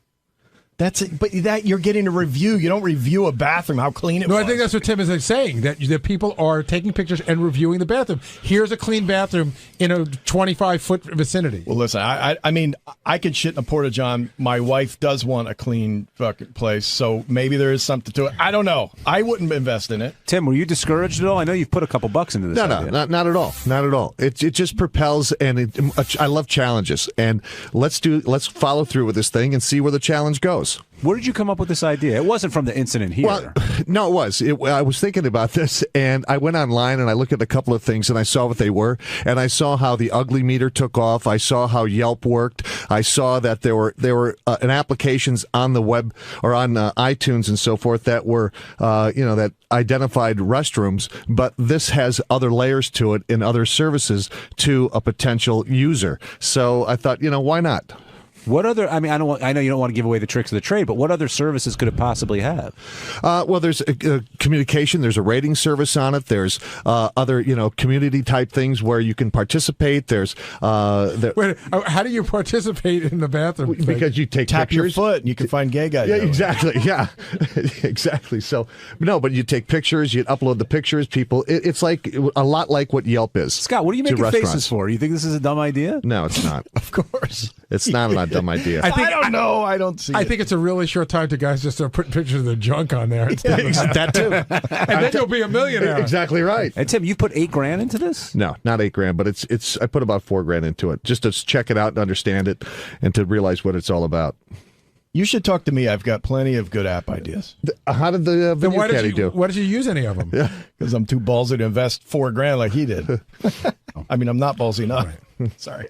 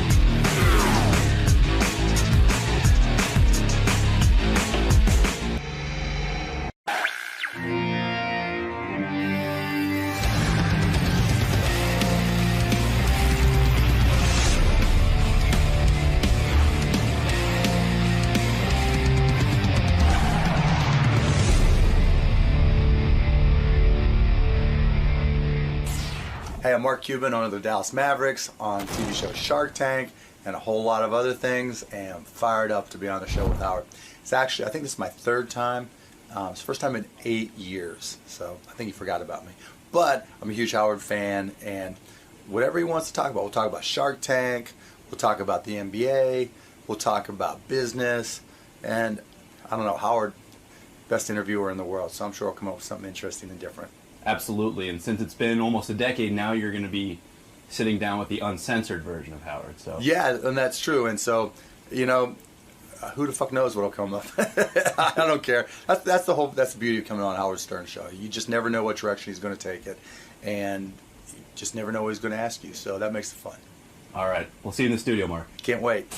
I was talking to Mark Cuban in the green room. I told him you go to the games. I was like, he was very excited by that. Yeah. But he said, like, people don't want to talk about basketball anymore. It's just people stop on the street constantly. Just want to fucking pitch them, their dopey inventions. Well, yeah, he's on TV. It's awesome. You like that show? Oh, I love it. My favorite show on TV. People love that show. Watch it. It's American Idol. The guys are so fucking smart, Howard, and savvy, and they know their shit, and they call bullshit. So it's a great show. Right, because they're businessmen. Yeah, that's what it is. They don't care about the idea. They care if it's making money. That's it. Right. Like if you come up with a flashlight, you can make money. They don't care. Right. Oh, whoa! There he is. Look at you. Hey, man, what's happening? Long time no see. It's been a long time. How long has it been? 8 years. Wow. 8 years. Well, I guess you finally have something to say. It's been that long. It's been that long. I hope you missed me, Robin. I missed you. I did. Is life great being a billionaire? I'm the luckiest motherfucker in the world. Every single day I wake up and go, if I can't have fun, then something's wrong. What level do you take it to, though? Because we don't really see your lifestyle. I just, I'm pretty much the same guy I was before I had money, but I just don't put any limits on myself. So if I want to do something and I think it'll be fun, I can do it. How many homes do you have? Like 6. 6? Yeah. Where are they? Caymans, New York, L.A., Miami, Dallas. I got 5, I guess, yeah. What's your favorite place to live in? Dallas is my favorite place to live, but I like to get away to the Caymans because it's close. It's only a 3-hour flight from Dallas. It's not like a big fancy. It's not like going to south of Spain where everybody's partying all the time. I got 3 kids now, so it's laid back and we can have fun. Miami's more of a party town for a single guy, right? Yeah, I've had this place for like 15 years. Is it a private home or do you live in like a penthouse? Yeah, it's more of a penthouse in a building. Yeah. I see. Is that noisy or is that where you go to really unload? No, it's just like one of those spots that I've had. When I was single, right? When I was making the rounds, I bought it and it was like, oh, this place is badass, so I'll buy it. And then I've just kept it. I've just never done anything with it. Rich guy, super rich people, like billionaires, they don't sell their properties necessarily because it's like, why bother? Why you just bother? keep it around. That's the truth, right? Because it's more of a hassle. I've got my stuff there. It's easy. Why mess with it? So if I wanted to buy your place in Miami from you, I'd have to offer you some astronomical amount of money or something to turn you on because there's to make it worth your while. Exactly. Yeah. Otherwise, it's not worth the hassle. I mean, I got clothes there. That's probably the best part about having these places because when I go to a different city, I got my stuff. So I've got like everything down there. I've got a stocked refrigerator. Now, so who I does just show all that? In other words, if you have 5 you got to have homes, staff. in other words, if you have 5 homes, okay, so you decide you're going to go to Dallas. I don't know. You decide you're going to go to Cayman Islands. You've got to have a bunch of people who live there who at any moment's notice when you say I'm coming down have to prepare that home for you, right? Only in the Caymans because it's got like 600 feet of beach, and so you've got to like take care of the beach. But everywhere else, I just have a guy, just someone who will, hey, I'm coming down, I'm bringing the kids or not bringing the kids, stock the fridge, make sure everything's ready to go, and that's it. Do you have a personal chef who prepares your meals? Me personally, no, but we just got one at home. Like, with kids, my biggest fear in life is that my kids turn out to be messed up. Right. And so at home, my kids are 3, 6, and 9. Right. And so we have a nanny that works probably 8 hours a day, 5 days a week. A nanny for each kid, or just one nanny? No, just one nanny. One nanny. Oh, you're so cheap. Come on now, Robin. I know wealthy guys who have a nanny for each kid. Really? Yeah. See, to and me, they're around the clock. Right. No, we won't do that. Like, our nanny's there to help. With 3 kids, if you can afford help, you get the help, right? Right, sure. And then after that, when she's gone, it's just normal, right? We'll take the kids to school, pick them up, take them to dance, right? I've got my all of that, huh? All of that. I got my daddy-daughter dance tomorrow night. But don't the kids fuck up your lifestyle, Mark, because you, being a wealthy man, you want to go to Cayman Islands for 5 weeks. They've got school. You've got to stay there. They've screwed it all up, haven't they? Yes and no, man. On one side, that is the screw up, right? But other than it's my kids, right? How are you going to prevent your children from becoming screwballs? That scares the shit out of me. Right. Seriously. Well, they're going to be spoiled, right? No, I mean, they're spoiled. I mean, you know, when your daughter, my 9-year-old, like, kind of freaks out if she has to travel commercial. Right. You know, she doesn't quite get it. Right. Yeah, I mean, that scares the hell out of me. But, I mean, we do everything possible just to make it normal, like we're a regular family. When, you know, I think what it's contingent upon is your wife being really strong. Yes. If she's a douche, like, and not necessarily. They'll run right over her. There's Is that a what lot you're of saying? women who do not know how to discipline kids or tell That's them no. not my wife. Your wife knows how to say no to them? Oh, she will kick their ass just like she'll kick mine, you know? Yeah, I mean, most women, in theory, think they can do it. But then they It's buckle. a hard job to be consistent. That's Well, the problem. you'll come downstairs and say, "Kids, go to bed," and then your wife will undo it. You know what I mean? Well, if she does that, you're doomed. Your kids will be. No, it's fucked up. exact opposite. is. Yeah, I'm like, come on, we'll stay up. Like my 3-year-old son, I'm like, let's watch Transformers. We'll stay up and watch Batman. Right. You can fall asleep with me, and my wife's like, get the hell to bed, right? So Is having a son more fun because you get to watch Transformers and Batman and stuff and do all the cool hell stuff you yes. like? Yeah. Are you kidding me? And then you're going to do the basketball thing and Oh all yeah, the sport. I went through 6 until my son was born. I love my daughters to death, right? But I'm six sure. 6 years of hair and nails, right? and Barbie movies. It was brutal. It was brutal, right? And so, you know, Daddy, do you like my dress? Daddy, what about my hair? Daddy doesn't like my hair. Mark, you're a very bright guy, and I read something you said, and I responded to this. The advice that people are giving children now to follow their dreams. Ugh. You hate that. I hate it. And I happen to agree with you. Explain. Well, everybody dreams about something. Everybody dreams, right? Everybody's passionate about something, especially when you're young. You're going to play the guitar. You're going to be a baseball player. You're going to be a singer. You're going to be a rock and roll star, right? Everybody's got that, but, you know, where do you spend your time? Right? You can talk about it, but where do you actually work at? And, you know, everybody talks about following their dreams and passions. I say you follow your effort. Right. Because if you're working at it, you're going to get good at it. And if you get good at it, you're going to like it. And if you like it, you can be great at it. You're so right. Our kids today told too much that, oh, you're such geniuses. You're so brilliant at everything. You're so good and talented. And meanwhile, they don't have a fucking ounce of talent, do they? Absolutely. Like my wife and I had this conversation, right, talking about who wears the pants. Right. She was like, look, you know, we want to build them up and give them confidence, but we have to install a dose of reality. You know, so if my daughter can't sing, you got to tell her, you got to keep on working at it, right? It's not about saying you're good when you're not. You know, you've got to have a dose of reality, and that you're right, it hurts kids. So, billionaires who I've seen who actually raise kids who are not assholes.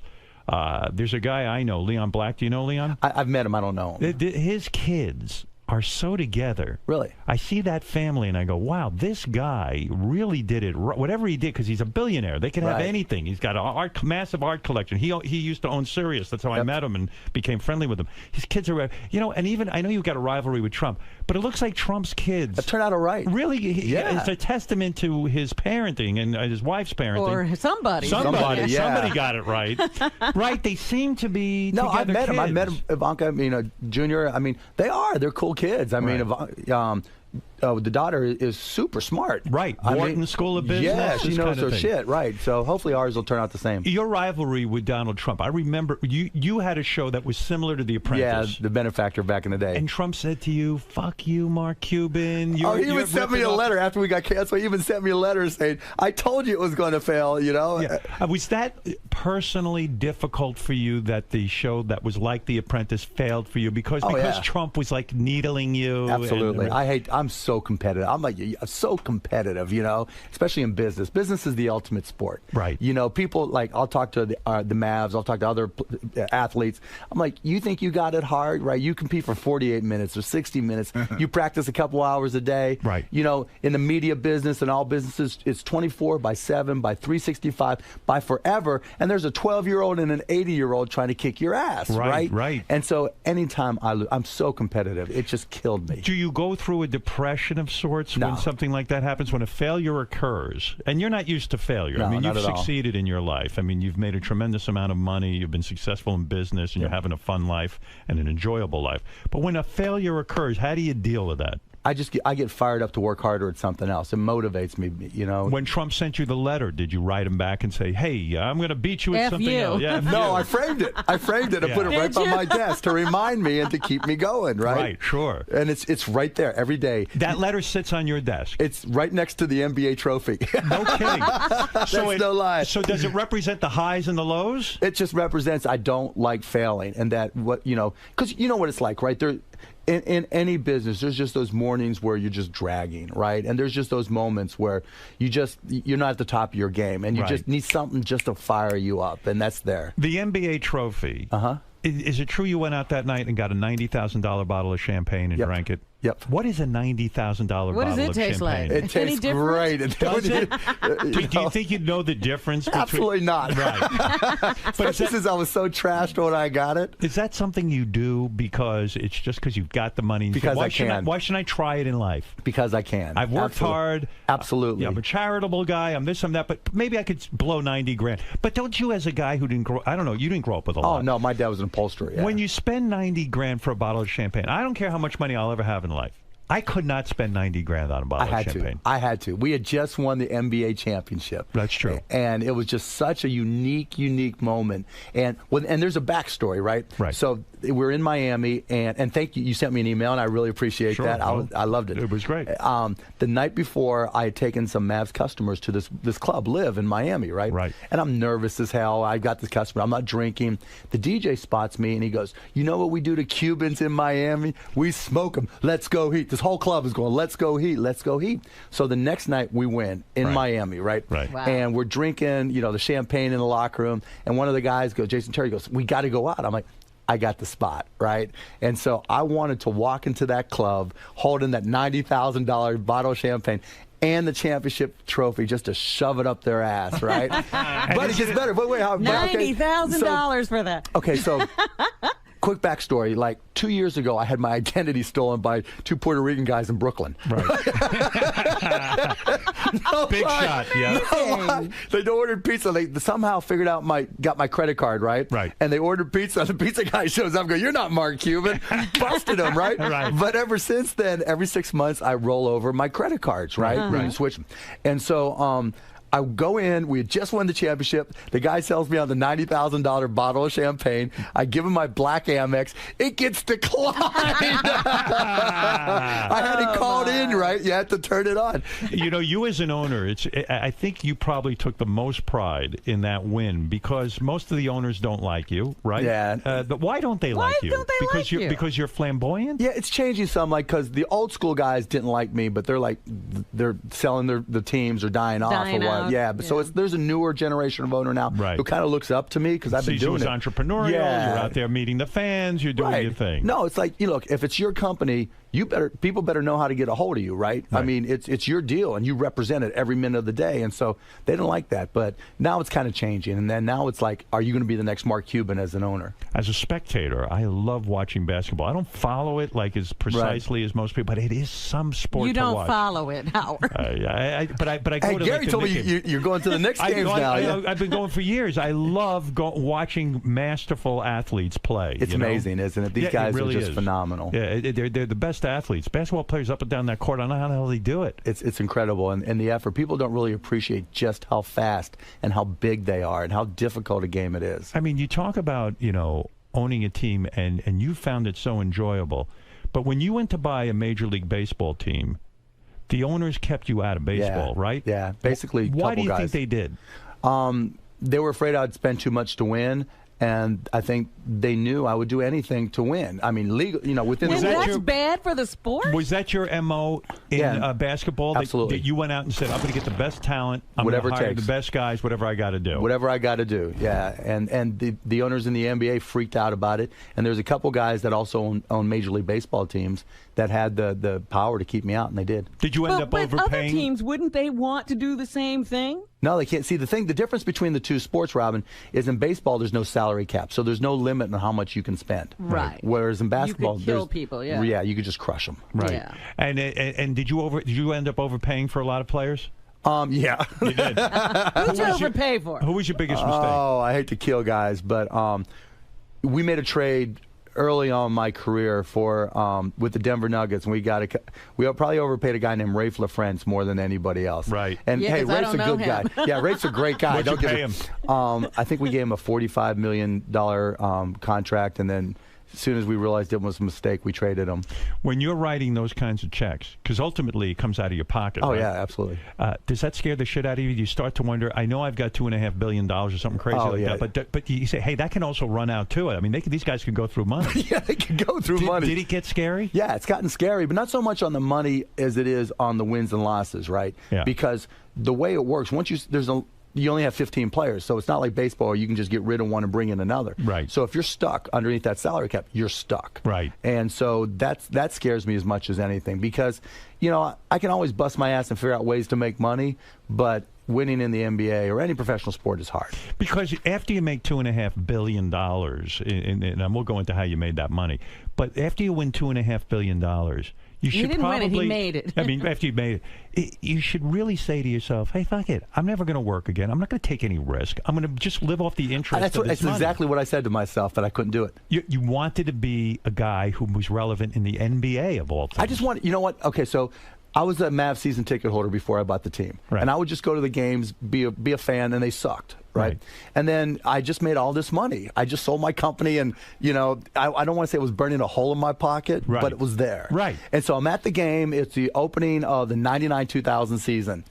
I'm like, I can do a better, it's not a sellout, and I'm all fired up to the start of the year, and I'm like, I can do a better fucking job than this guy. Right. So I'm like, hey, wait a second, I'm a rich motherfucker now, so I'll buy the team. In a sense, you're right, because don't you always feel like a poor guy even though you have $2.5 billion? Yeah. Like I mean, look at me, right? Yeah, but that takes a certain psychological leap, because you got to go, man, I've got $2.5 billion, I'm not going to run out of money. That was the hardest part. Yeah. That's and too, right? That's the change. That's the transition where it's like, okay, I don't want to lose who I am, right? And I don't want to, lose, grasp of, the traditions of my family, my background, and everything.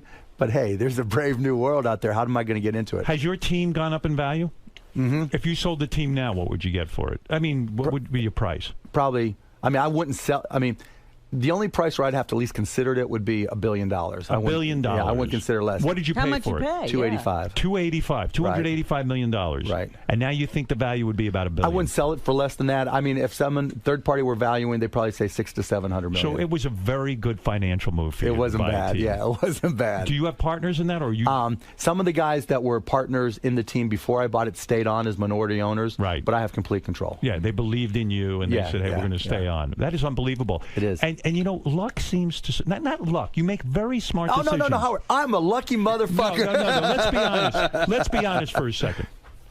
I read something about you that just blew my mind. I didn't even know this. The airlines used to have a lifetime ticket. Yeah. You could buy the American. What is it? American Airlines. American Airlines Air Pass. This And I sounds carried crazy. around just to remind myself. The American Airlines Air Pass was. What did you pay? $145,000. $125. All right. For $125,000, you get this card. Right.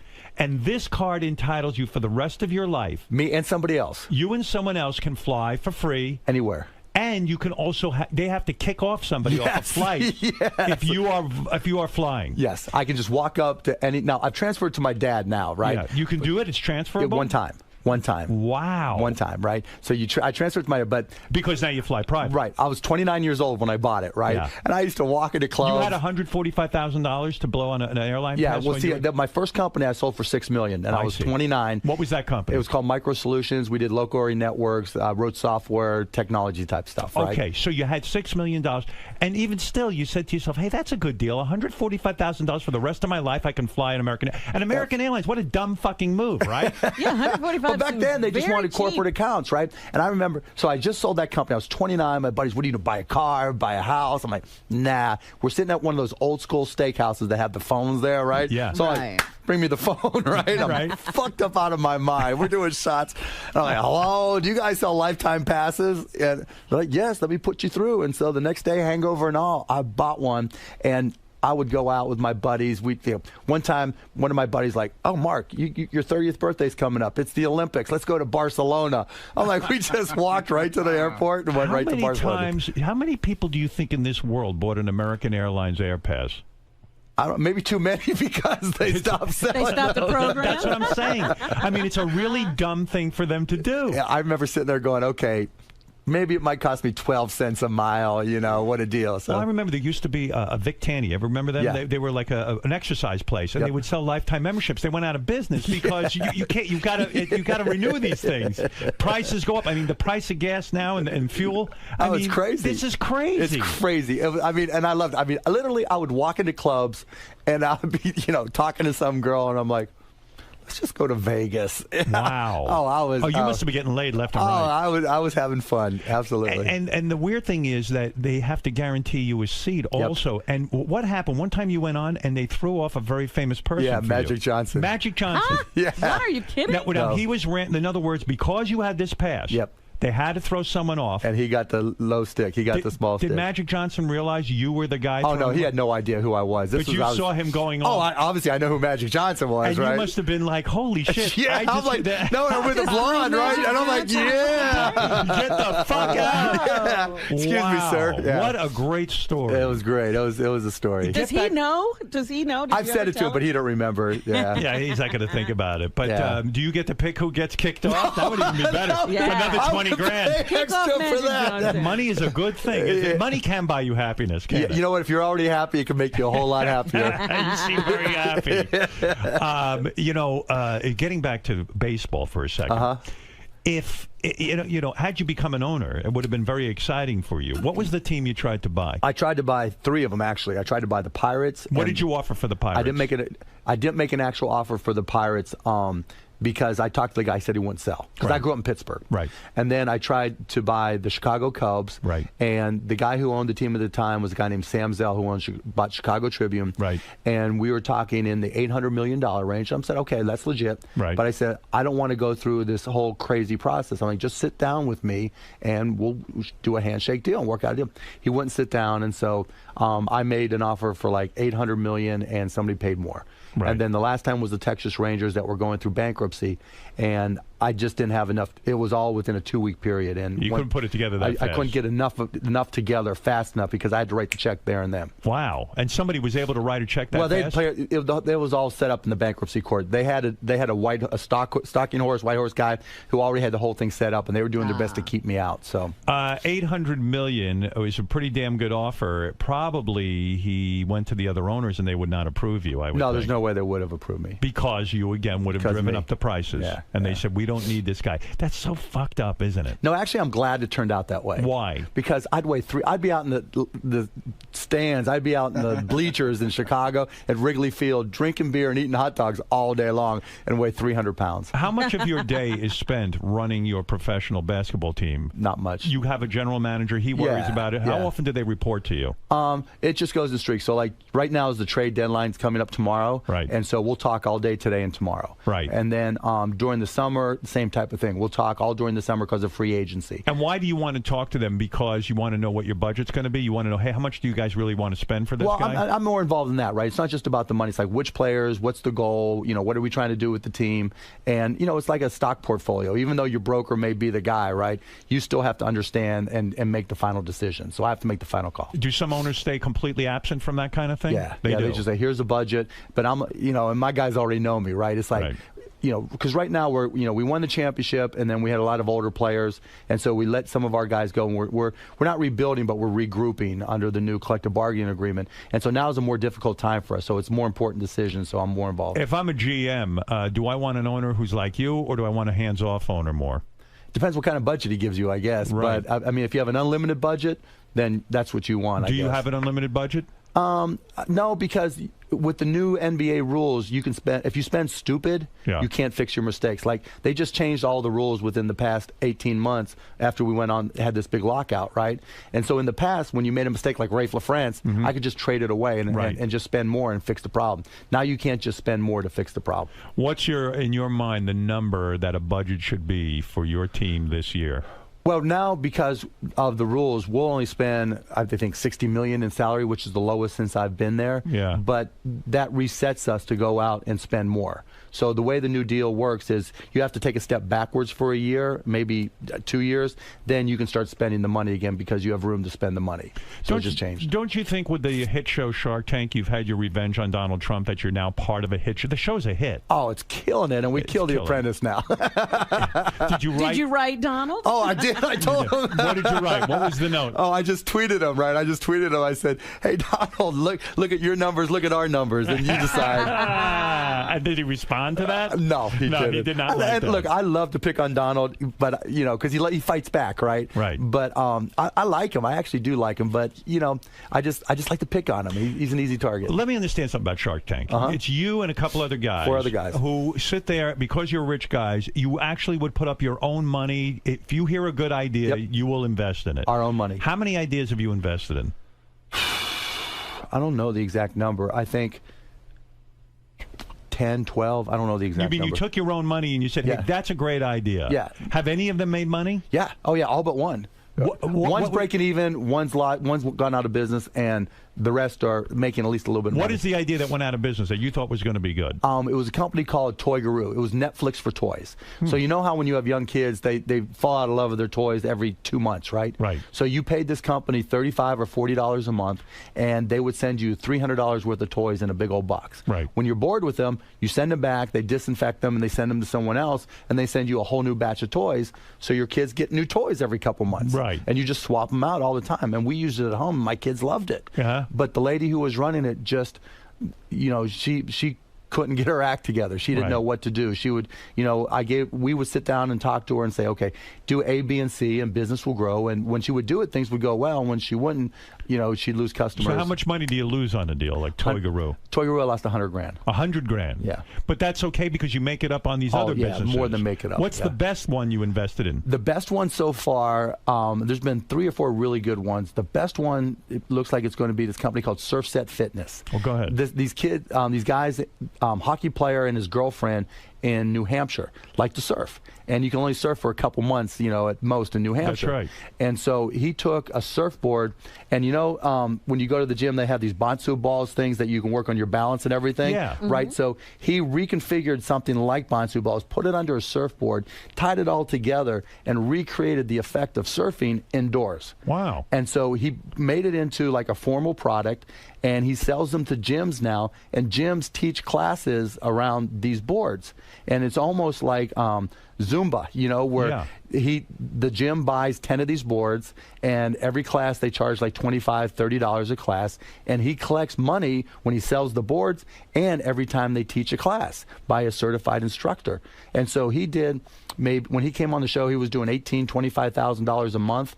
He'll do $5 million this year. Wow. And his margins are 30, 40%. Wow. Easy. And they can keep on going up from there. Hey, let me understand something. If I want to learn how to surf, do you think that I could sort of master the technique by just using the board? Yeah, absolutely. And then I have no danger because I've always won't wanted. fall in the water. I've always wanted to surf, but I'm 59 years old. I don't want to kill myself, and I don't want to get eaten by a shark. It's good and bad though. So I went and did the class, right? Yeah. And so I'm 54, right? So I'm getting confident, right? And I do this little jump, right?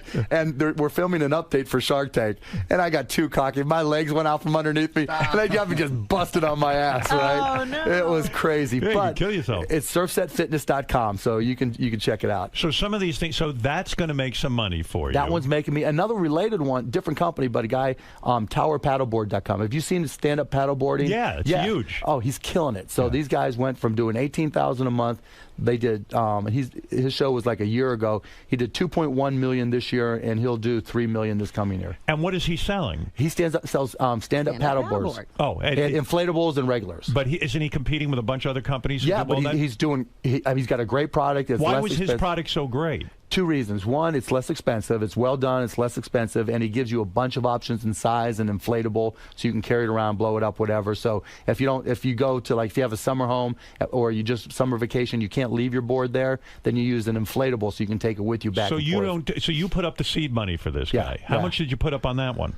I think $300,000, I think, and he's been growing so fast. I've given him some additional money to help finance his receivables to help him continue to grow. Wow, no kidding. Yeah, that is unbelievable. So the show is a success. I would think that on the sly, the network gives you some dough to give these guys. No. It's not like that's that. actually the worst part of the show, right? Yeah. Because Giving up your own money? Well, not the own money. It's the time. Do you get paid to do the show? Yeah, we get like $18,000 an episode. Nothing. I see. It's Yeah. not about that. No, it's it's not that about you're that. getting the opportunity to hear these That's ideas. Exactly. And actually, you know, because to get on the show, people will push down the valuations of their companies. Right. Because they had 40,000 people apply to present products on the show last year, and I think 125 made it. And they're just starting auditions now, or not auditions, but whatever you call it, presentations now for people to come on the show, and they expect over 75,000 people to apply. Wow, it's unreal. So you're really getting bargains when you... Yeah, because they'll push down the valuation. So if this went out in the open market, it'd be more. It's fun doing the show. I'm having a fun time with America's Got Talent. It's a similar kind of Yeah, thing. You well, sit exactly. there and and you hopefully some magic happens, you know? And you see amazing things, right, that you don't expect. Do me a favor. There's 3 guys who work for me who want to pitch you. Legitimately no. want to pitch Bring you. it on, baby. Yeah, you'll do it. Oh, All right. yeah. This gentleman's name is Tim Sabian. He is our program Don't worry, manager. your wallet's safe. I don't know. Let's see. I mean, why not? Why Did not? you hear my invention, by the way? Yeah, the penis pad? The penis pad. Yeah, as long as you're tweeting pictures, it'll be a huge hit. No interest in that. That's a losing proposition. No, I think you ought to go ahead and do it. I mean, if I told you, Mark, that there's a company that has, and now this is Playtex, and they advertise with me. It's a wipe that you wipe down your balls, cock and balls, and ass area before and after sex, and it's it's very gentle. You don't get a rash. You wouldn't invest in that, would you? It'd be a tough sell. Yeah, Playtex. Well, for them, it's easy, right? It's perfect. It's But right why in their wouldn't you invest in that? Because, I don't have the vehicle. In other words, they're geared up for this kind of thing. Yeah, it's their business. But you're not geared up for surfboard shit and all that stuff. No, but the guys who invested with were. They're tooled up. Right, they're so tooled up, people, literally. So a lot of people, you're saying, can have a good idea, but they've got to be tooled up. Right, you've got to be, there's certain things I can't sell. Like if one of these guys comes in and brings me frozen food. Right. I don't know how to help sell frozen food, right? So I'm not going to do it. Tim, go ahead. What is your idea? Bring it on, Tim. My idea. Hey, Mark, welcome here. Thank you. I'm looking for a $250,000 investment on 50% equity in this business. Okay. It's an application that I had an unfortunate situation about a few months ago in the bathroom here, where if I was walking to work, I got sick and left the bathroom a mess. A mess. He shit everywhere, all over our bathroom. But go ahead. So I've come up with a clean restrooms app. CRAP. CR, Clean Restrooms. Okay, app. nice name, yeah. Okay, download it onto your phone at 99 cents. It's if I had the ability to do this as I was walking to work, I could have stopped in anywhere and gotten my shit together. What does it tell you? It tells you. It tells you where the if nearest I had bathroom the app on my is. phone, it would give There's already an app that does that. This not what this does. Not what this does. Okay, go ahead. Not what this does. Why is yours different? Because it also has interaction with the user, where they can upload pictures of the app, of the clean restrooms. That it's a community. So it's Instatush. It's exactly. It's like there an app that tells you where a bathroom is. Yes, there are. But because I know when I was looking for jobs in Manhattan when I was a kid, I used the library and I was looking. I wish I knew where there was a clean bathroom. Yes, it's what Yelp is to restaurants. Crap is to restaurants. All right, hold on. You made your pitch. Mark Cuban, any interest in this? Because $250,000 for a crappy app. We can negotiate. How about you just give him $250,000? Yeah, why not? All right, get out of here, Tim. Thank you very much. Very good. Yeah.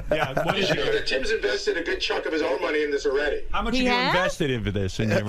A chunk, a little bit. How much? But how much did you invest of your own money? Okay, $8,000 in this thing. Okay, but listen to this. Listen to this. You saw what the ugly meter did in one day. That's true. It did over $500,000 in sales in one day. It did already? It did already in one day. Yours. So not something yours. called the No, ugly not mine. meter. So there's been a model already. Get out. But they already spent their money. Get out of here. Get out of here. You're out. You hit the buzzer. I've got another one.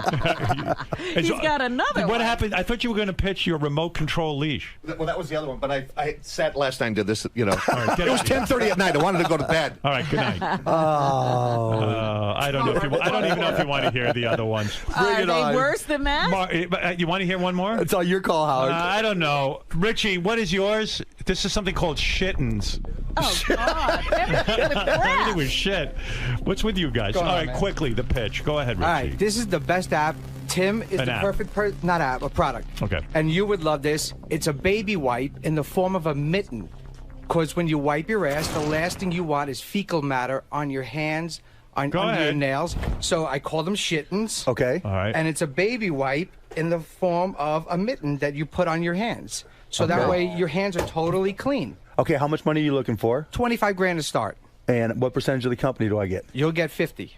Okay, how long have you been making these? About a day. Oh, okay. So you've got a long history with them. Yeah. Okay. And this is the clean. How are you going to get shittens made for 25 You can't grand? even sell that name. Yeah, I can get them made. Yeah, and who's going to buy something called shittens Well, in the supermarket? that's my one problem, the product name. But it's a great name. It's a great name, Shittens. What are they made? What's it made out of? It's a baby wipe that you can actually split into a mitten. Is it eco-friendly? Yes, flushable, eco-friendly, and you could. It's super clean. It's if you have babies. I have Crohn's disease. I could definitely use something like this when I have a problem. Yeah. For nurses who have to clean up. Well, old just men, think all those. This is super clean. All those locations around the world where they don't have toilet paper, right? If you have your shittens with you, right? Yeah. So Exactly. Mark, you getting turned on by this? Honestly, have you looked at international distribution? Not yet. So you really don't have a company yet. This is just an idea. I spoke to a bunch of women who have children who have like incontinent grandparents, and they would love something like this. You know what? It's not a bad idea. Thank you. But the problem is, it's just an idea. It's in the ground floor. It's just an idea, right? I understand. This is like our writing meetings where guys blurt out an idea. Go, hey, let's get President Obama on. They go, yeah, that's a good idea, but like, how are we going to get him? Yeah. You know? So in other words, Mark is saying you have a good idea. I'm on the bottom floor, but you don't even have a manufacturer. You don't have any. You haven't done the work yet. I just started this. Come back when you've got a company. I'll give you my information and we'll give talk. Give me your information. Wow. But Fair come deal. back when Fair you've deal. got a company. I It's quit. not a horrible idea. Quit immediately. I mean, I'm shocked. Let me help you out, Richie. Get me a phone call to China. We need Chinese people to make shittens. Shittens. Get out of here with that. He names the product shit. Mark, like, where are you going to market that? What did you just spit into? Oh, I've had a cold, man. I got over my son. Jesus Sorry. Christ. That was gross. That was gross. I was hoping you were looking over there. I need a shittens right All right, somebody invent something for Mark. Mark, that was a very exciting thing. You were buying into the idea. Yeah, because actually I wasn't thinking so much here in the United States, but places around the world that don't have toilet paper in third world countries, if you can make it disposable and make it really, really cheap, and you've got, a shitting around and you carry it with you, you travel to Mexico, it's safe. Are the shittens reversible? Oh, my God. So, by the way, Mark, you made your money the old-fashioned way. You say when you were, how young were you when you made the $6 million? 29. 29 years old, because you were doing techie stuff. Right. But let me just one more time go over this. Okay. You had a company that was broadcasting on the internet. Right. Television stuff. Audio and video. So all the streaming, everything YouTube does, we started that. You started that. It was called AudioNet, and we started in 1995. And when Yahoo bought you, right, they gave you $2.5 billion? No, they gave us $5.7 billion in stock. Right. And then, so I got 33% of it or whatever. Right. And then when Yahoo went to about $2.5 billion, you sold everything. When it went up, I did a hedge, right? They called it one of the top 10 trades all time on Wall Street. What did you do? So I got all this stock from Yahoo. And everybody else thought the internet bubble was going to keep on going forever, right? I'm like, there's no way. And so I sold calls, bought puts, so I protected my stock. And so it went up in value some more and went up to where my hedge was and then cashed me out. I see. And So then the whole market cratered and I was protected. when you cashed out, Yahoo went up a little bit more, and people said Right. to you, "Oh, aren't you sorry? Well, exactly Why right. didn't you hold on to it?" And you said, "I've got $2.5 billion. Well, how much do you need, right? That's exactly. And you didn't get greedy in a Nope, sense. not at all. I mean, you could have kept saying, "I'll stay in another day. I'll stay in another week." And if you had waited just a couple of weeks, probably about 6 weeks, I would have been fucked. Like, how badly fucked? You might have lost $1 billion? Oh, more than that. More? Oh, yeah. No, Yahoo went from like $300 to like $5. The guys, it went from what to what? Like 300 to 5. Wow, in a matter of weeks. Yeah, probably over the course of a year, but it would have been impossible to really get out. Right. And so some of the guys that were in business with you all got stock as well. Yep. Did some of them stay in too long and get tanked? Yeah, I mean, I went to everybody that owned stock in the company. I said, do this. Get out. I'm getting Just out protect now. yourself, right? Protect yourself, right? And some of them did, but a lot of them didn't. Wow. They just got caught up, and there's some miserable friends that I have. And employees, like the guys who put in, I was just talking to my partner, Todd Wagner, just the other day, actually. The guys who put in $30,000 ended up with $30 million. Wow. And some of our employees who were there right at the beginning that we didn't have a lot of money, we gave them stock, 15, 20, 25 million, and a chunk of them just lost it all. Oh, that's a shame. Oh, what is? killer. It's almost like you want to just kill yourself if something like that happens. I couldn't even imagine. Because you're worth $20 million one day. And That's then it. nothing. It's your ticket to freedom. Nothing. And then zero. Nothing. You're searching Somebody for a takes your job. ticket away. Wow. Yeah. And you begged these guys. You said, look, even who you were the major stockholder, Yeah, right? I was the largest stockholder by far. Yeah. You hit $2.5 billion, and you said, hey, if I stay in, maybe I'll have $5 billion. No, yeah. And I told these guys, come on now, seriously? After the $2.5 billion, after buying the Mavericks, after blah, blah, blah, blah, what are you worth today now? Probably more than 3 because I've made some good investments. Wow. Yeah. Wowee. Yeah, it's crazy. Wowie zowie. It's crazy. Look at you. And yet, like the rest of us, you can even get a cold. You haven't figured out how to conquer that. I haven't conquered a lot of shit, man. Shit, it's beautiful, man. It's beautiful. It's crazy, isn't it? You know. Good for you. I'm happy for you. Thank you. Thank you. And one wife. That's it, huh? Just one. Prenup? So far, he didn't get married when that did you get long married? ago. I got married 10 years ago now. And you did the prenup, of Did course. the prenup, yeah. I mean, she's amazing, and she knew me before, right? Right, She's right. younger, and she's great mom, great wife. Yeah, I'm happy. It's Yeah, that's what I was going to wonderful. ask. So when you become a billionaire, how do you know why people are approaching? You know what? It was actually a lot easier than I thought it was. Really? Right. Because they all say the same thing. All the gold diggers say the same. I love to travel. I want to do charity work. Right? She's super hot, your wife? Yeah, I think so. Yeah. Very nice. Yes, Very yeah, nice. I'm lucky. Hey, wait, I got to tell you one thing, Tell me, right? yeah. Shark Tank, right? So I come on as a guest shark, and I'm talking, I'm online, I'm tweeting, right? I'm like, someone says, you know what? Did you know that Howard Stern was tweeting during private parts? Right. And I'm like, what a great idea. And I'm like, has anybody done it during a TV show? No. So do you do that now? I did it during Shark Tank when I was a guest shark. The ratings, we immediately started trending. Yeah. The ratings started going up. Now they're like everybody on television tweets. I was looking at Twitter when I first got an account. I said, well, what could I do with this thing? And my movie was playing just coincidentally. And I said to all the followers, hey, I'll tweet some hidden sort of behind the scenes stuff. Right. And it caught on. People liked that idea. And I copied you, right? Good. And no lie, that had a lot to do with one of the first surges of Shark Tank in the second season. Was the show a hit right away? No. It was not. No, it was just mediocre, and then they changed up some things and brought me on as a guest shark. What network are you, ABC? ABC. ABC. Yeah. And was ABC close to canceling it? I wasn't on the first season, so I didn't hear all the stories, but they replaced one of the guys and replaced him with me, so something had to change, right? So do you feel you were the reason, the spark? Yeah, I think I was part of the spark, absolutely. Because you're lively on the show? Yeah, I think I picked up, I mean, ABC, everybody says that, I raised the game for everybody else. You get along with the rest of the judges? Sometimes. Yeah, most of the time I do. Do you think some of them are assholes? Not so much assholes. It's just, like anything else, when you're there 12-hour days, 20 straight days, 25 straight days, everybody gets annoyed. Yeah, you can get annoyed with each other. Yeah, and it weighs you down in a sense if you don't like the other right, judges. so you've got to, so the camera comes on, you got to do your thing, Sure, right? yeah. But then off screen, everybody's everybody. Are there fights off screen? No, we pretty much get along. It's more we're smart. We save it for on air, right? So that's when we're good. pissed at somebody, we save it for on air. Wow, what a life!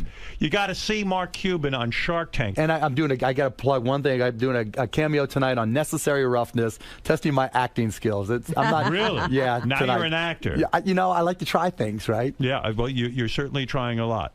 Don't miss Mark on the season finale of Necessary Roughness. Yep. And there you have it. And Richie Wilson just sold him the shittins. Yeah.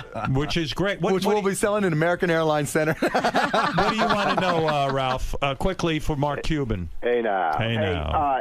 Shark Tank is like one of my favorite shows. I think Thanks, it's a Ralph. great show. And it's funny, one of the things you mentioned tweeting, one of the things I love doing is tweeting during it. It's just fun and it gets you involved. Yep. What I love about the show, Howard, is like you learn a lot about business and everything. But the setup is you go in and you pitch to 4 different people. But Mark, I love you on the show. But what you do sometimes, which I hate, is like you bully people into a quick decision. Okay, Hell yeah! Because it's television. I want to hear the pitch to everybody. That's why I'm going in there. I want to hear what Barbara's going to say. Well, I want to win, right? If it's a good deal, I want to get the deal. I don't give a damn what Barbara or one of the other sharks has to say. So when someone comes in with a great company, then I've got to have my strategy to win the deal. Right. And that's part of it, learning how to negotiate. All right, yeah. Ralph. Well, you do learn a lot, and Tim made a classic mistake. He came in and overvalued his company. Well, $1 million for that shit. Yeah. All right, Ralphie boy. I know Ralph will be pitching you very soon. I'm sure he will. Very soon, Mark. As soon as he comes up with something like shit. All right. right, Mike, go ahead. Quickly, last question for Mark. He's got a very busy life. He can't sit here with you all day. Go ahead, Mike. Mike's gone. Good job, Mike. All right. Enough with Mike. All right, I'll let you out of here. Great having you here. Oh, man, I loved it, Howard. Hopefully you'll have me back. And you are the man. No, you're the man. I mean, you're laughing, you're smiling, you're having a good time. You know? And you prove that money can make you happy.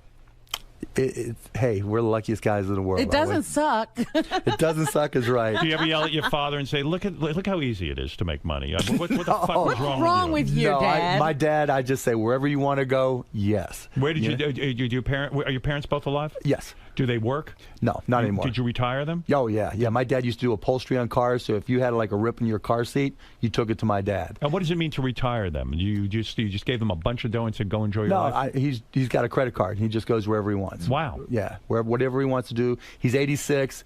He's still a party machine. Like, he's in Miami right now, and if you call him and it's 8 o'clock, he's drinking wine and loving life. But he told me the best line ever. He said, "Today's the youngest you're ever going to be. Live like it." Did he ever? Is he divorced from your mom? No, they're together. Sometimes, yeah. My mom likes to stay in Pittsburgh and go golf. Kidding. And my dad likes to travel. So they dislike each other and what? They get along. They just do their own thing, they right? live their separate lives. Yeah, they do their own thing. They're not going to get divorced. Right, they stay exactly, together. Yeah. Right. They're staying together for the sake of you. Yeah, exactly. Yeah, the children. Just for the sake of the checkbook. Yeah. Isn't that weird? Do you ever say, "Why don't you two get a divorce and go just hang out"? It's not worth it. It's not worth it. You don't get involved. No, he's 86 years old. Whatever he wants to do. Do you ever say to your dad, "Hey, you spent a little too much money on the credit card"? Never. Do you think he's buying women with his credit card? I hope so. Is he respectful of the credit card, though? I mean, you don't see like a yacht he's a depression baby, right? So he's like, he freaks out. My mom the same way. If your parents do get a divorce, which one will you go with? Which one will you? I'd probably live with my dad because he's buying those hot women, right? You're a great advertisement for having children. I mean, you've retired both your parents, and they both have credit cards, right? They put up with me all those years. They earned it. Good for you, man. It's a nice thing to do for your parents. Of course. You got brothers and sisters? 2 younger, and they both work for me. They do? Yeah. Oh, man. And what do they make, $1 million a year? No. They actually have to work for their money. No kidding. What do they do for you? My one brother manages my foundation, nice. And my youngest brother is in sales for Magnolia Pictures and Access TV. What does it mean to manage your foundation? What is that? He does one foundation. It's called the Fallen Patriot Fund, and so I put up money when soldiers or service people who were injured or have problems coming back from any of the wars that we're in. Sometimes there's certain care they don't get, so I just put up the money for it. And what does he do? He makes sure that the money goes to the right place? He goes through the applications and makes sure we pay off their bills or do whatever they need. Yeah. Is that a big job? I mean, yeah, it is, because we don't go out and raise money for it. I just pay for it all myself. And what does that cost you a year? I don't even know. That's a beautiful thing you're doing. Yeah, it's just the right thing to do. People go fuck themselves if they criticize you. Well, you know what I mean? But I don't go out and promote it or anything. You a letter yeah, I don't go out and promote it. Yeah. No, okay, I understand. You're quiet about it. Yeah. All right. Mark Cuban, thank you. Thank you, for doing that for soldiers. That's beautiful. We'll be back right after these words. The great Mark Cuban. We'll be back right after this. Tim. A bit of a fail today, Tim. No, not a fail. Not a fail. That's just a bigger challenge. Watch this work.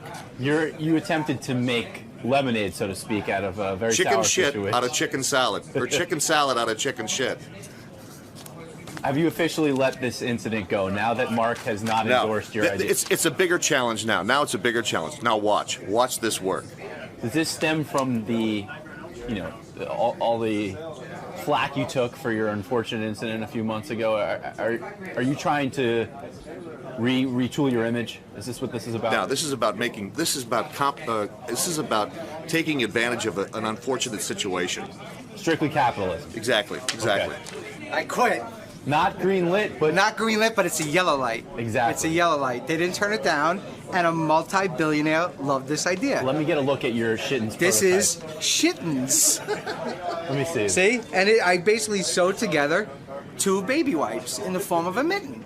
And it's super clean, it's biodegradable, and it's, I think, the perfect product for women who have children, or if you have butt problems, this is the perfect product. And even on an unseasonably cold day, you can throw them on. Exactly. And they're warm. If you're in the woods, You got to take a shit when you're camping, pop on a shitting, wipe, throw it away, and your hands are clean. What if you don't want to touch the subway rail handle? Exactly. For a germaphobe? If you have to touch a Whack Pack member, Right. you wear your shittins. And clean their hands at the same time? The one thing I have to work on is the name.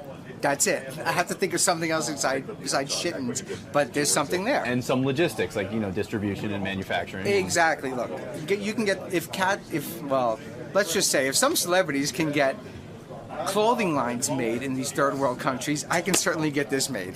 Shittins. Shittins. I like it. Next time you see me, I'll be a wealthy man. Will you remember us? No. I'll remember you every time I wipe my ass. Mark, a couple of, shall we say, interesting ideas or prototypes going on today. Yeah, it was definitely Shark Tank and the Stern Show. Shittins, I mean, I think everybody needs one. I can tell when it's a hero or a zero, like Lori on the show says, and that was a hero. I mean, all across the world, no one will wipe their ass with a bare hand ever again. No one will ever wipe the baby's ass with a bare hand ever again. No more fecal matter anywhere. It'll be huge. Thank you. Huge. Now, the dude who brought me the idea, he was worthless. Worthless. Just think, if you go hunting, that's the perfect thing for hunters. Wipe your ass, you have to use a leaf anymore, nothing. Wipe your ass and you're good. Leaf-free pooping. Exactly. Who knew? No, it actually wasn't a bad idea. You should just see if there's anything out there like it.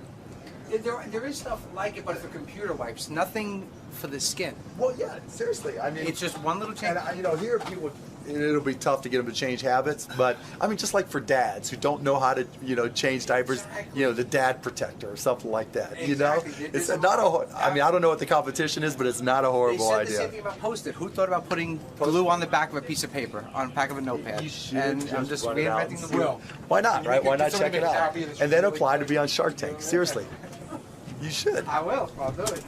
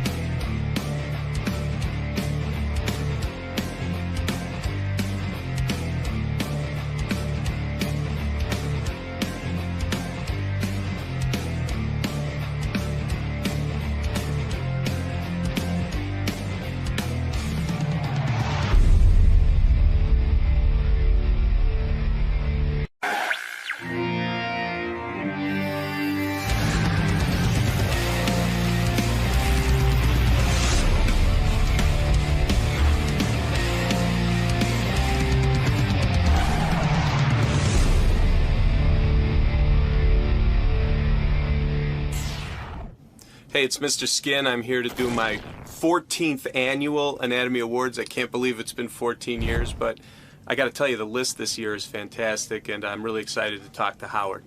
Wow, 14 years. Yeah, I mean, the fact that I've been doing this for 14 years is one thing. The fact that it's so much fun is another, and I'm really lucky to be able to do this. But really looking forward to seeing Howard today. Well, we look forward to it, Mr. Skin. I like to say personally, I feel like a kid again, like I was an 18-year-old first discovering your website. Well, cool. Well, you're going to discover some really cool nudity today because I don't think you know a lot about these scenes, so it should be a lot of fun. Very skinformative. I tried to think of a new word before you came in today. Skintastic, skinformative. Existential. I've never used that one and probably never will. That's a bit of a reach. Yeah. All right. Good luck in there today. All right. Thanks a lot. Howard, I've never seen a guy run a website better. I'll tell you why in a second. He sends out an email. I get an email from him every other day. He does, it'll be like Mr. Skin's best cheerleader scenes. Mr. Skin's best, like he just groups them in. And sometimes I go, that looks interesting, and I click on it, but he, and then when you go to the site, it's really well put together. Like when you go there, it's easy to navigate. I told Don when we were putting our site together that they should look at it as a model for the way you can move from A to B to C. Yeah. It's really well run, and I love looking at it. Great job. Mr. Skin's here. He's going to give us a nice little update. The Skinatomy Awards are coming up. And this is the 14th annual Anatomy Awards. And Mr. Skin's a great guy. He says business is up 25% when other companies are down. I wonder if Mr. Skin will ever go public. Is it like a depression kind of business? The worse things get, the better his business is? Mr. Skin, in a world where pornography is actually hurting because so much of it is free on the internet, how is it that you're thriving, really? What's going on? I think it's a combination of things. It's how we package it, too. You could find nudity of actresses on the internet, but we have fun with it. We have playlists. We have compilation stuff. When you say business is up 25% at MrSkin.com, you mean that it's a subscription business. Your annual report came out. And do they have an annual report? At our shareholder meeting. Will you ever go public? Pubic? Well, we will always stay private, and that's the way it's going to be. I mean, we can't go public, obviously. Why? Why can't you? It's too silly? It's too much work, to be honest. This is so much fun. I don't want to get into trying to But to you're go not public. afraid of work. In fact, Gary has said to me privately that he thinks MrSkin.com is the best-run website he's ever seen. He says he gets regular email blasts about, like I don't know what he was saying. Something new came out. Yeah. Denzel Washington's in a movie and the chick's naked, and you immediately get him an email blast, and this is for all your customers. They get updated. I got to get on this website. And he says, how are you behind? I don't know. And then he says, I don't know why I can't get my website. Would you be available to run my website? Because seriously, he says, then you go on and it's so easy to find everything. Right. And that you can immediately, take a drink of water. You're all dry mouth. I Yeah. don't know what the fuck your problem is. It's probably from being a pervert. Yeah. And nervous. The light is on. It's probably from coming out of your basement. I'm not used to the light. How old are you now? I just turned 50. I mean, What? Jesus Christ. And you're still a perv. Yeah. Yeah. I mean, this is a guy who literally started a business. How many years ago? It wasn't a business. I launched it on August 10th of 1999. He launched the business in 1999, and he was basically taking clips from movies and saying, "Here's the good parts." Yeah. Here's the Well, you were dirty saying, parts. what Gary was saying. We really I have an amazing team that works for me. I mean, I have guys whose full-time job is just to go through movies and look for nude scenes, or go through TV shows and look for nude scenes. Plus the technology people, the customer service. They love the job, and it shows obviously with How the many website. What kind of customer service? Yeah, how many people are in your customer service department? We have 3. Wow. Yeah. And what do they do? What do people call about? we get 9 million visitors a month to the website. Good Lord. Yeah, and that hits, Howard. People, 1, 2, Yeah. it's a lot of people, and Yeah. you need to be able, if someone has a problem, an issue, they can't figure out, they forgot their password, you have to right away be able to. And you don't outsource that to India? Like, hello, this is MrSkin.com. What can I do for you? I have my sister's one of the customer service people. Is she hot? Yeah. Would we ever see her nude?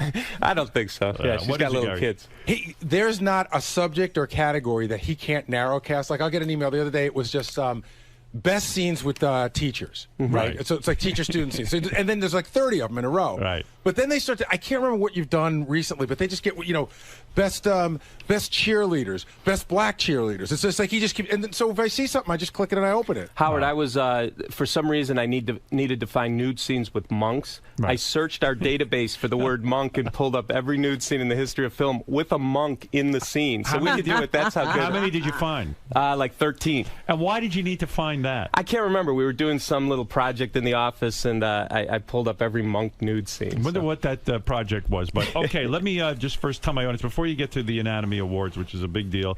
By the way, this year, the Anatomy Awards, I see you have a sponsor, Fleshlight. This is huge. I mean, a big sponsor. This Fleshlight, they're the #1 male sex toy in the world. You know those things where they make the molds of the porn stars' vaginas, and there's a case, and the guys, put it in. Right. And they are doing, they did a huge sponsorship for this Anatomy Awards. I've never had a big sponsor, so very proud to have It's your Pepsi Fleshlight. moment. Yeah, good for you. Yeah. Good for you. Yeah. That's you look at the big smile on your face, like you accomplished something. Well, I big. mean, I It's always a just- fucking piece of rubber guys stick their dicks in. Yeah, you should be very sad for those human beings. They're doing an Alexis, Texas mold that's going to be branded a Mr. Skin on the casing, so I'm very proud of that. Is Mr. Skin a Fleshlight user? No, I have never used it, but I've learned a lot about it in the last couple of weeks since By the they way, came you out. realize it's the shape of a flashlight, but there's a rubber vagina. Right. Yes, I do. You know, they've sold... Why do they put it on a flashlight? I mean, do you understand that? So you can't be embarrassed when you just see it sitting out? Well, I'll tell you what. There's no way not to be embarrassed. They've sold almost 5 million of these things. I had no idea. It's why? crazy. But in other words,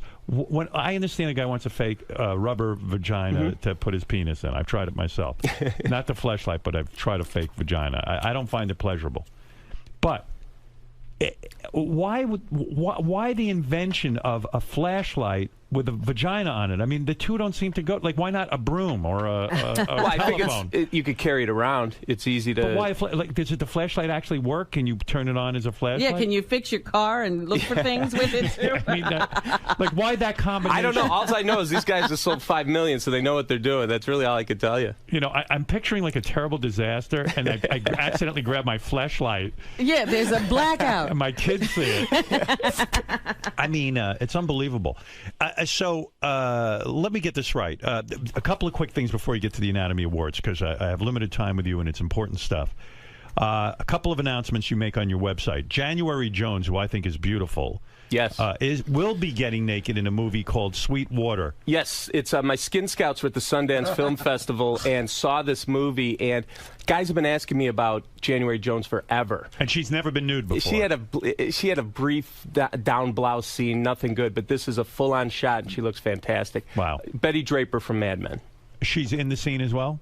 No, that's who January Jones is. January Jones is Betty Draper from Mad Men. I don't watch Mad Men. I Yeah. see. So she is going to be in a nude scene, and you send guys out to these film festivals so that they're prepared to see what's coming up down the line. Yeah, and now this movie hasn't even hit theaters, and we already know she's going to be naked. We also found Dakota Fanning naked in a movie. Whoa! I mean, how old is she? Yeah, she's 19. Oh my God! It's called Very Good Girls, and she's running down the beach showing butts. So just butt. Well, tell people the rumor about Dakota Fanning's butt scene. Well, the rumor is it's CGI. Now, I haven't seen it because it hasn't even come out in theaters. So are you claiming it's not even her ass? There's rumors that they CGI'd it. So. How is that impacting your business? Because at one time you had to go around making sure it was the actress in question who was in the nude scene by looking at the cuts. Well, if you find out that it's not that person, will you? Then we call it non-nude. You do? Yeah, it's like a body double. In other words, Julia Roberts in Pretty Woman, you would not put on your website because we're really not looking at Julia Roberts. Well, actually, except at the 1 hour and 35-minute mark, through the bed railing, you could see breasts for a brief second. But that was her, yes. Wow, how do you know that? It's what I do for a living, Howard. It's provable that that's her breast? Yeah, that definitely was her. Because you saw the face with the body in the scene. And they didn't have CGI back then. And I guess it's a big deal because we think of Dakota Fanning as a young lady, and now all of a sudden... That was a big one. I'd get over the last, 15 years, when are the Olsen twins going to get naked? Or when is Dakota Fanning going to do a nude scene? So it's a happy day. We're finally at that day where Dakota Fanning When Dakota Fanning starts getting naked, all's good. All hell's breaking loose, right? Have you taken... what about dead people? Have you taken Mindy McCready off Mr. Skin out of respect for her suicide? Was she ever on No, Mr. she Skin? wasn't on. She's not in movies and TV she's naked. not? No.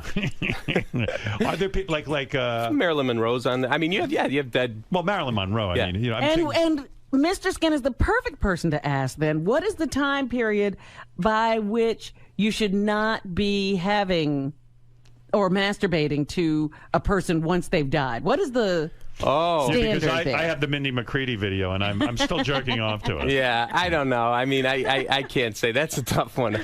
You know what's amazing about it? This Mindy McCready's a country star, and I guess there was she had made a private sex tape, and it ended up on the web. And then the company announced they were taking it down for a few days because out of respect. If you really want to have respect, it was you would never have released it. Why would you? Why all of a sudden get a conscience because she died? You know what I mean? Exactly. No, like Brittany Murphy. Did she ever do any nudity? No, but she. She died. She's still, she's done some sexy things that we have at the website. But is it all right to masturbate to her, or is it? It's wrong? been a while now. Yeah, I think she's been dead long enough, right? Fair enough. Okay. Thank you for saying it's okay to go back to the masturbation. Letterman tells us when it's okay to go back to laughing again, and you tell us when it's okay to go back to masturbation. You also say that the number one TV show in the world for great nudity is what? And I think Robin is a fan of this show.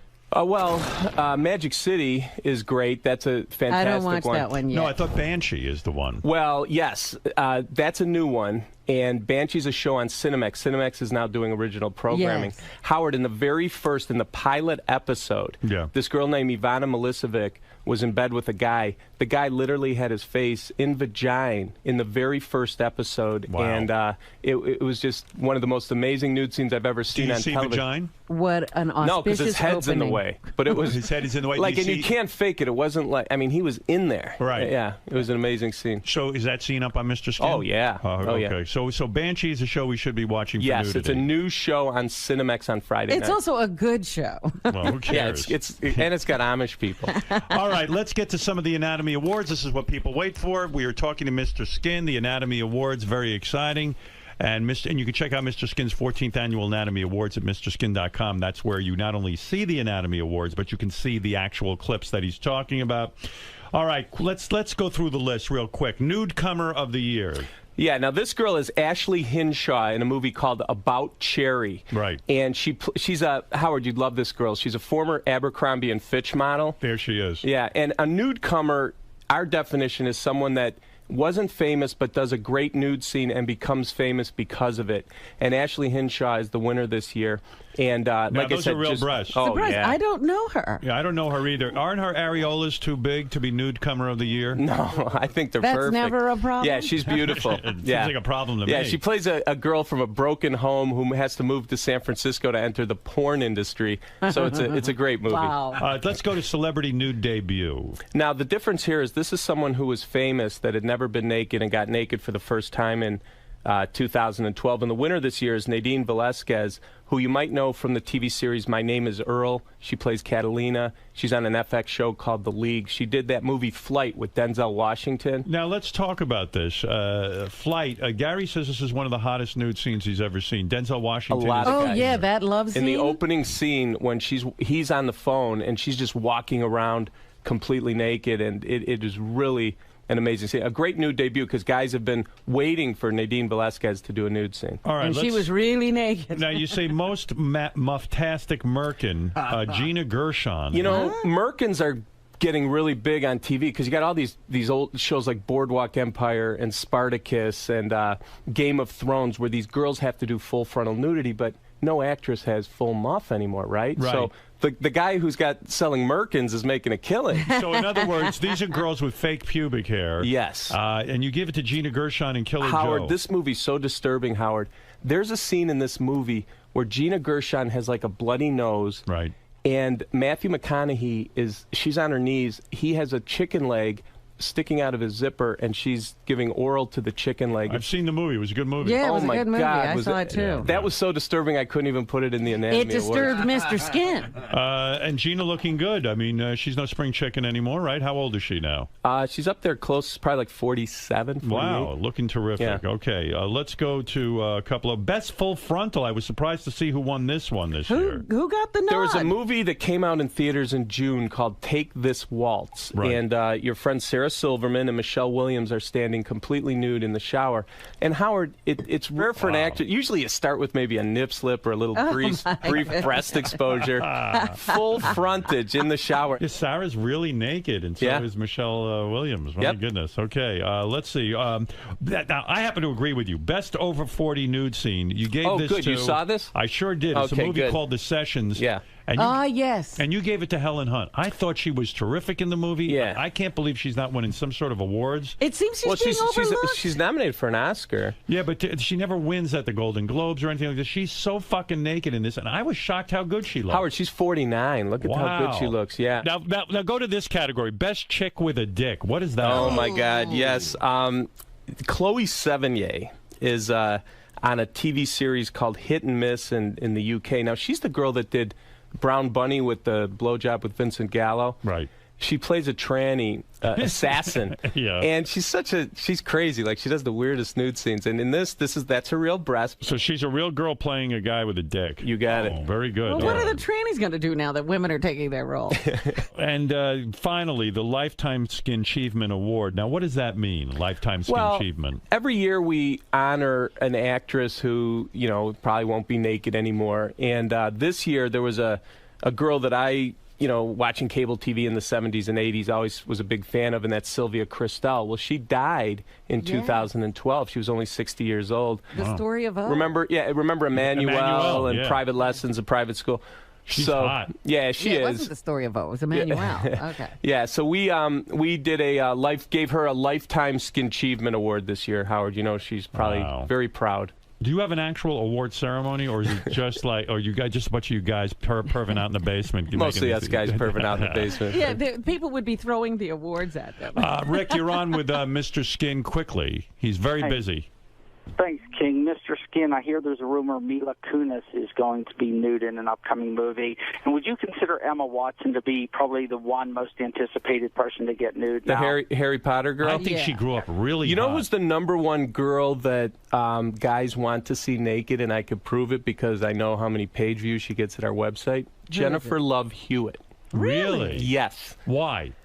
She has big breasts. Go ahead. She's never done a nude scene. She had a nip slip in a movie called The Tuxedo at the 1 hour, 1 minute, and 40-second mark, but that's it. And I think it's because she's always on those made-for-TV movies. Guys have been tracking her. Isn't she too much of a goody two-shoes to do a nude scene? Well, she's on that show, The Client List, where she just gives massages followed by hand jobs. But it's on that what channel is that on? It's Lifetime. Lifetime, And she doesn't get can't naked? get. Well, she's like in bra and panties every week. I know, but that's what she's a tease. She just hasn't. So been she's not naked. really committed as an actress, because any girl who would give a tug to a guy in a massage room is going to have her top off. And if she was really going to be an actress, she'd have that fucking top off, right? Exactly. Yeah. But I could tell. I know guys want to see her do a nude scene. He was He's saying also about been Mila Kunis. He's also been X-rayed too, so you can see those nipples. They're out there on the internet. What do you mean? X-ray. You know how they'll take a black. Say you wear a black shirt, you can go into Photoshop, X-ray it, and boom, you're pretty much you're seeing it naked. And you're calling me a perv, Howard? This guy. I think this guy's auditioning for a job right now. By the way, it's rumored that Mila Kunis is going to be in 50 Shades of Grey. She'd have to be naked in that if she's going to get the job.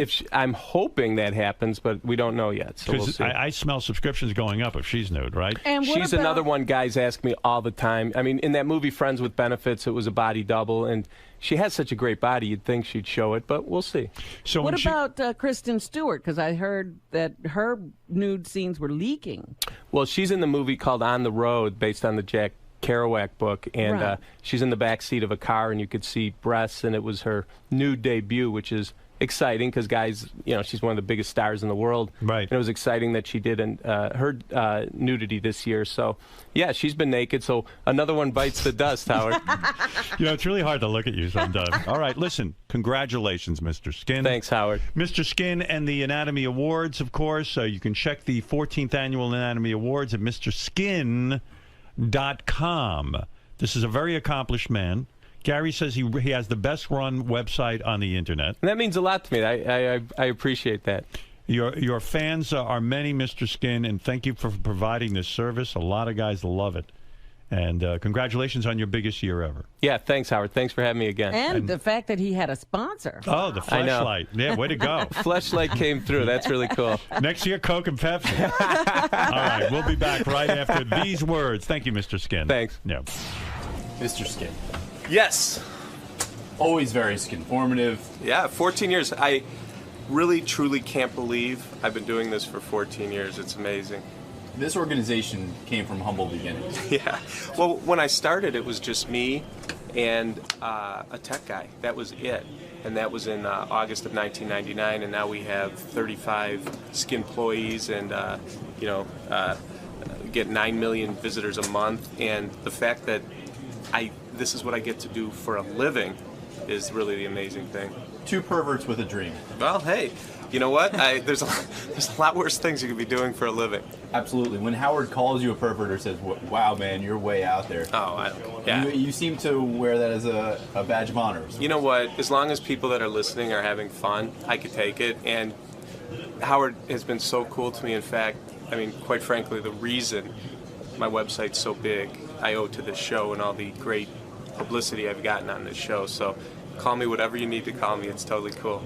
So this is 14 years you've been doing the Anatomy Awards for? Yeah, like I said, when I started this, I remember thinking to myself, well, I'll keep my job, but then I'll do this part-time, maybe make a little extra money. But more than the money and the success is the fact that, like, I wake up in the morning and, like, I have a meeting at 10:30 because we're talking about lesbian scenes. You know, that's what I do for a living, and you got to put that in perspective. Like, there is no, this is like a job where you could be on vacation and can't wait to get back from your vacation to do the real fun stuff, you know, and not a lot of people have that. The American dream by way of Skin. The American wet dream.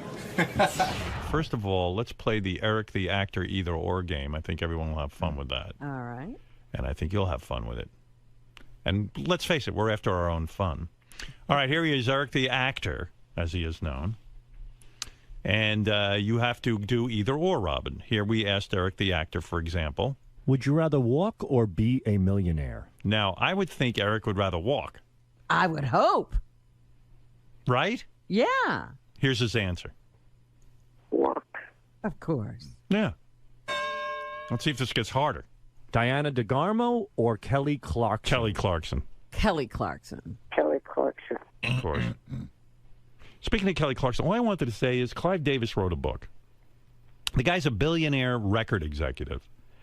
And in the book, he's critical of Kelly Clarkson, and he kind of says that, I don't remember, do you remember the exact? It was a record thing. He was trying, you know, she had won American Idol. They were looking for a record for her to do. He offered her some songs, and he says that she disliked his selection so much, including the first song that she sang on what America, was it? the big song they wrote. Since You've Been Gone, yeah. That she almost cried or something, or cried or laughed or something. She just thought it was ridiculous, and then of course he made her record it, and it became a huge hit. The thing I got from it is Clive Davis wrote this book, and he's trying to use this girl and say, hey, look at what a genius I am. She didn't want Since You've Been Gone. And meanwhile, she issued a statement saying, hey, Clive Davis is a bully.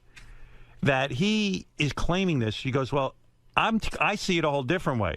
I wanted to add more guitars into Since You've Been Gone. He didn't, and they did add more guitars, and it worked. Yeah, it seems like everybody got what they wanted. Yeah. So she says, I don't recall crying and then him forcing me to do Since You've Been Gone. She goes, I love that song, and I was very much for it. Now, whether Clive Davis's memory is correct or Kelly Clarkson's memory is correct, I got to side with Kelly Clarkson. As a guy who works in a business where I am talent, I'm not in management, I always find it sickening when management guys like to set the record straight about how fucking creative and what geniuses they are. First of all, Clive Davis has got billions of dollars. He's at the end of his life. He's 85 years old or 80-something years old. And he really doesn't need a book out there to make money. Kelly Clarkson's still a young girl in her career, trying to make it as an artist. And she's got to go out on tour, and she wants people to think she enjoys singing these songs. And like this guy's trying to diminish what she does. Doesn't he have enough in life? Can't he sort of tell his story without fucking degrading her and putting her down? I've just got to believe, and I don't know Kelly Clarkson at all, and you know, I like some of her songs. I think she's got an amazing voice, and the girl has worked hard to get to where she is. I don't understand Clive Davis's motivation in knocking this chick down. They had some kind of problems with each other.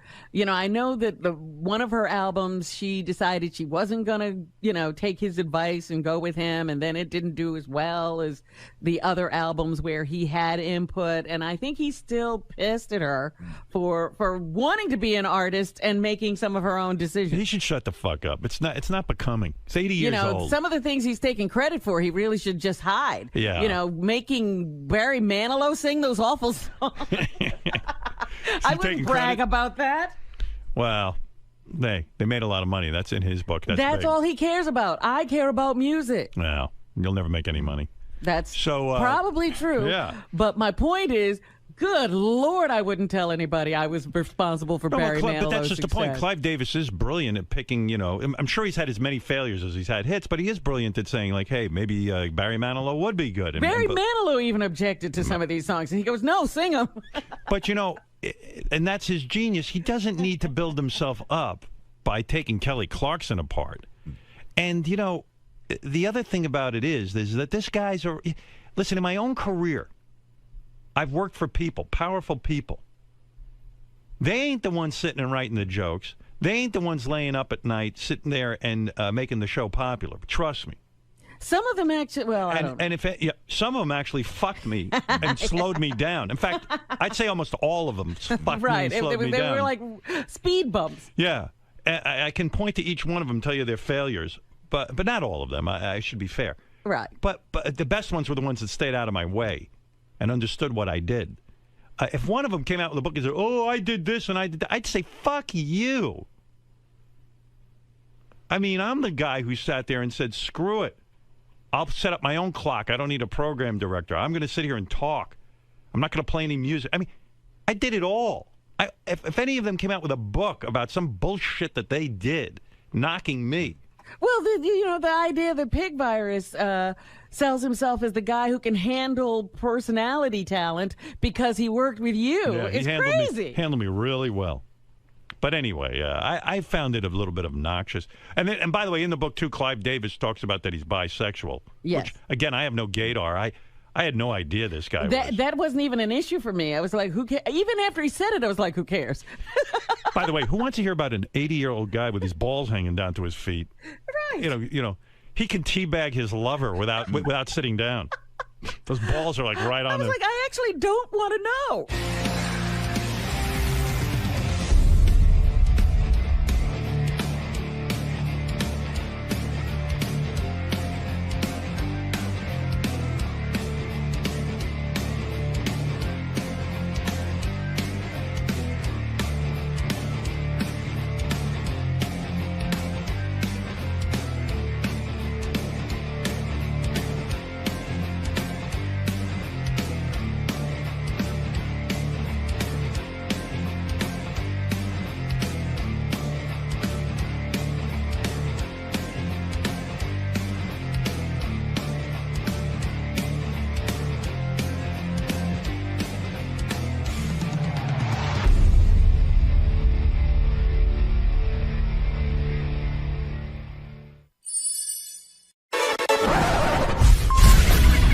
This is a Howard TV original production.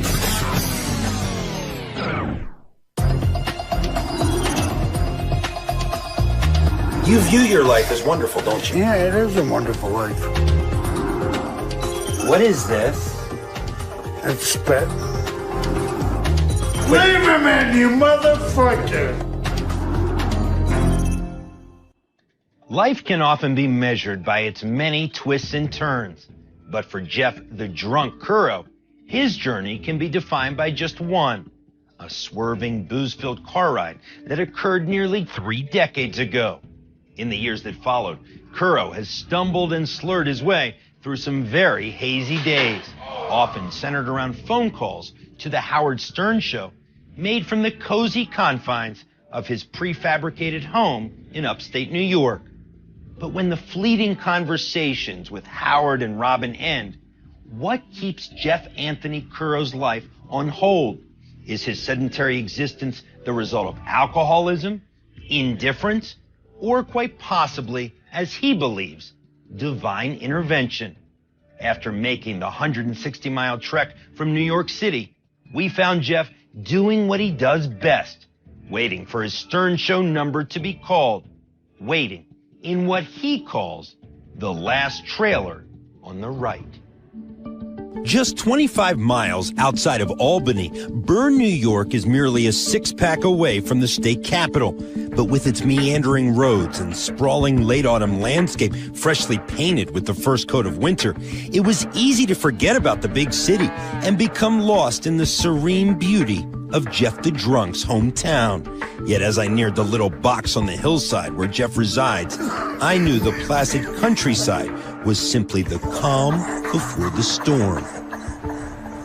The long and winding road through the tumbleweeds has led us here to the last trailer on the right, the place that Jeff the Drunk, Jeff Curro, calls home. It's the place that we've heard about for so many years, and yet we've never seen. Really, it appears from the outside, at least, to be remarkably well taken care of. So let's see what the inside looks like.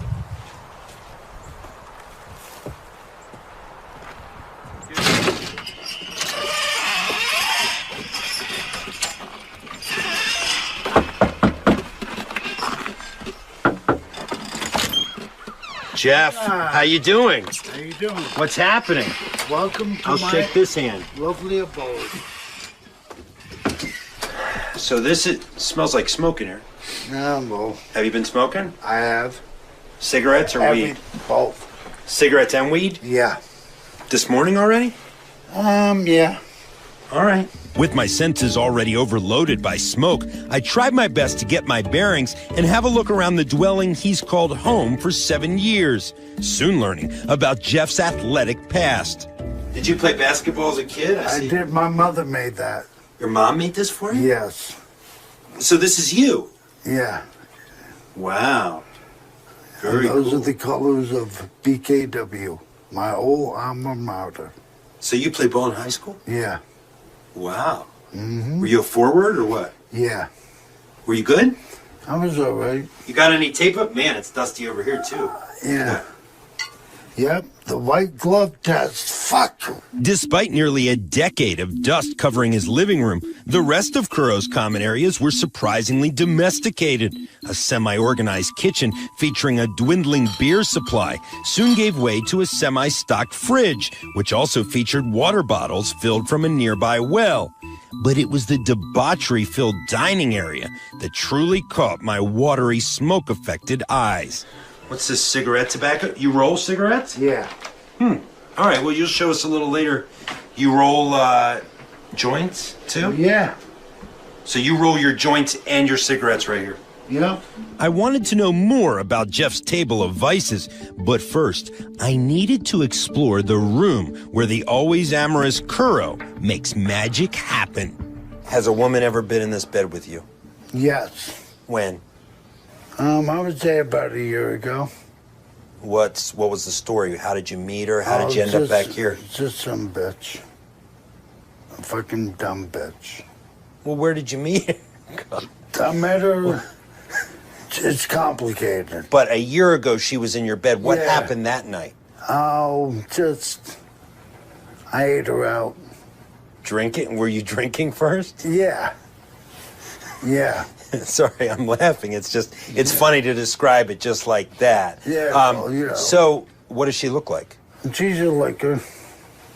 A what? She's a liquor. Oh. But she's a bitch. I have the word cum face written on my phone. I'll show you. That's her. In case she calls, it shows up cum face. And so I know not to pick up the phone. End of conversation. Clearly feeling forlorn after his love affair with Cuntface went askew, I decided to refocus my attention on what Jeff does have, a trailer full of inconsistency. Smooth move, excellent. At times, his home seems somewhat organized. His bedroom closet is full of neatly hung t-shirts, his bathroom shelves stocked with clean, well-folded hand towels.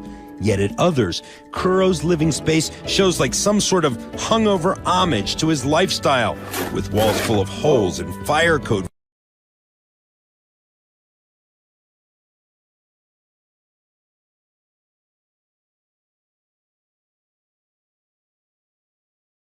box-shaped abode. From the outside, some of Jeff's property appears well kept, while the rest is lined with objects that belong in a defunct, rusted-over museum of trailer park trinkets. Back inside, Jeff led me to a spare bedroom full of more memories, which helped conjure up his deep feelings of appreciation for Howard. I'm very grateful to Howard. I know I don't show it all the time, but I really am grateful. He's changed your life probably more than... Look at that. Look at that hot piece of ass right there. Show me. Right here. It says, to Jeff the Drunk.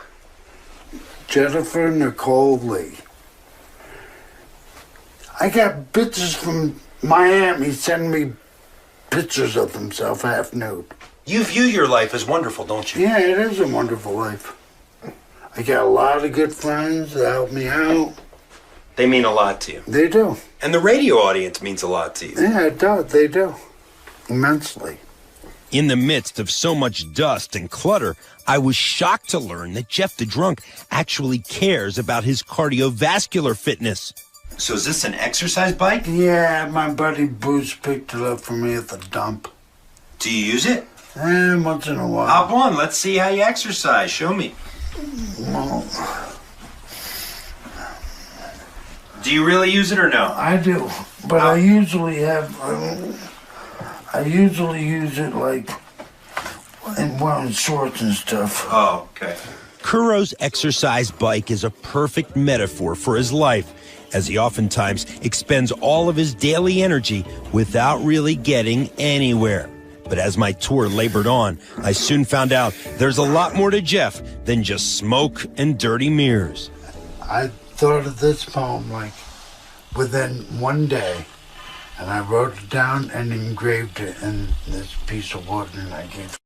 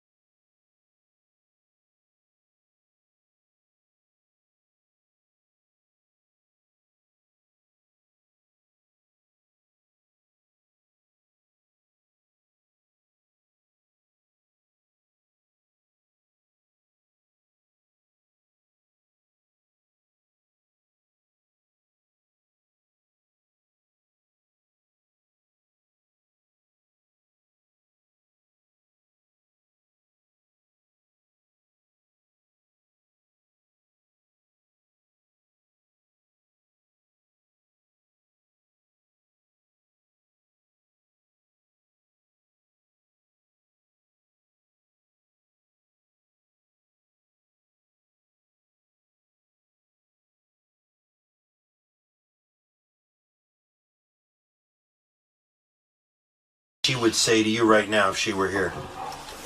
She'd be happy for me.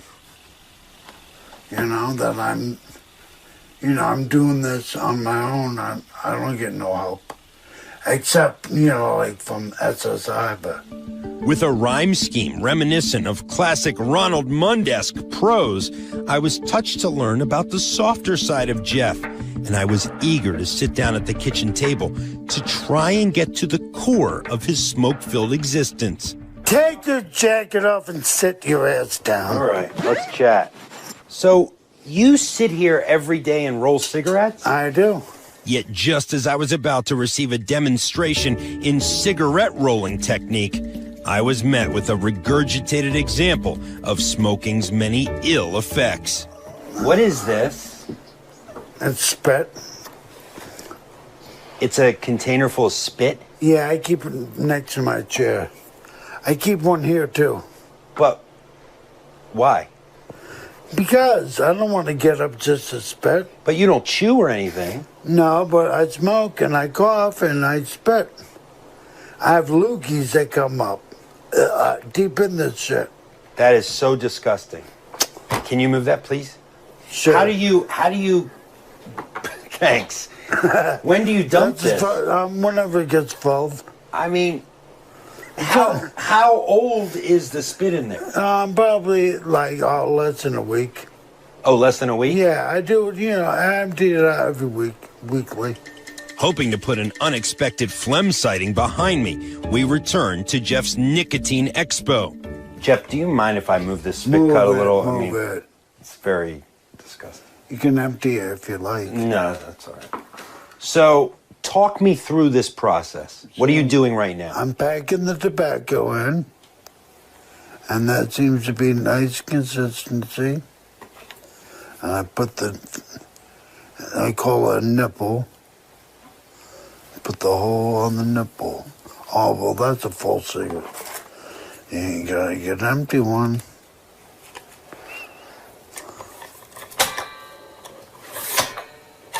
Voila. That's it. There's a cigarette. Kuro informed me that he keeps on this pace in 3-pack increments, making sure he's always in ample supply. And this left me wondering, how does a jobless man afford such a costly habit? How do you afford this? With my SSI. So SSI is enough to pay for your cigarettes, your alcohol, and your food? I really don't drink a lot. Maybe about if I'm lucky, I get a 20-pack. How often? For the month. Oh, every month. A 20-pack for the month? Yeah. So you really don't drink like you used to? I really can't afford it. Is that the biggest thing, that you can't afford it? So it's not for your health. Right. It's that you can't afford it. Exactly. If I could, I would drink every fucking day I could.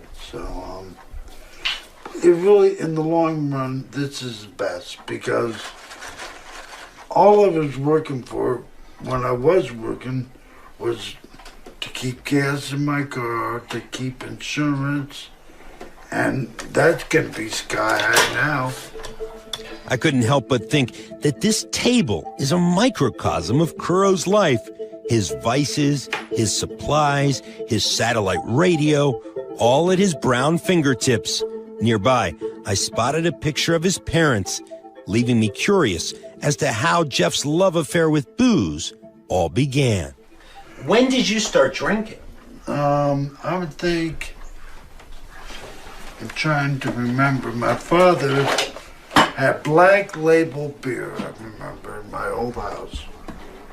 And me and my brother used to go in the fridge downstairs and get a few bottles of it and have a good time, you know. How old were you then? Probably about 12, 13 maybe.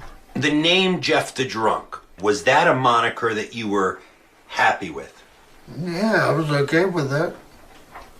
Still am. Big deal. So I'm drunk. What are you gonna fucking do about it? I really want to find out more about the accident that changed your life, and I guess your friend is going to meet us to explain exactly what happened. Yes. So why don't we go hook up with him? Okie doke. While I could have spent all day mulling around the trailer, I needed to backtrack to the turning point in Jeff's story, the top of the hill, where a liquored-up 19-year-old Kuro first played passenger and eventually victim en route to a local party. We caught up with Jeff's friend Mike, who rode in the back seat during the horrific crash to get his version of a tale that went on to become Stern Show legend. So then we wing out of here. We're going down. This huge hill? Yeah, this hill. We're going down probably. How fast? We hit the bottom. Cops said we were doing about 125 miles an hour. What was Jeff like before the accident? What was he like in high school? Active. Basketball, softball, baseball, played tennis. Outgoing.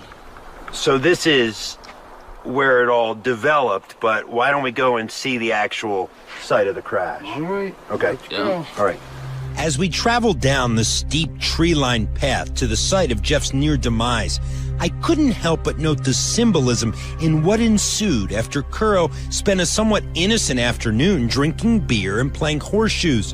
What once began as a life full of promise soon went rapidly downhill into a ditch-like existence. So, Mike, you come down the hill, and then what do you remember? Well, we get to the bottom of the hill, and then the guy that was driving hits the gas, and then you just hear the motor like, whoop, whoop. So then we're going. Accelerate. Yeah, I don't know how fast, we were going fast. And then Jeff wanted to see how fast we were going. Inquisitive. And then my buddy there went to turn the dome light on, and when he looked back up, he was riding the side of the ditch here, cranking the wheel, the car just wouldn't come back on the road. And then we ended up... You went off right here? Yep. Right here, actually. Right here, this ditch? Yep.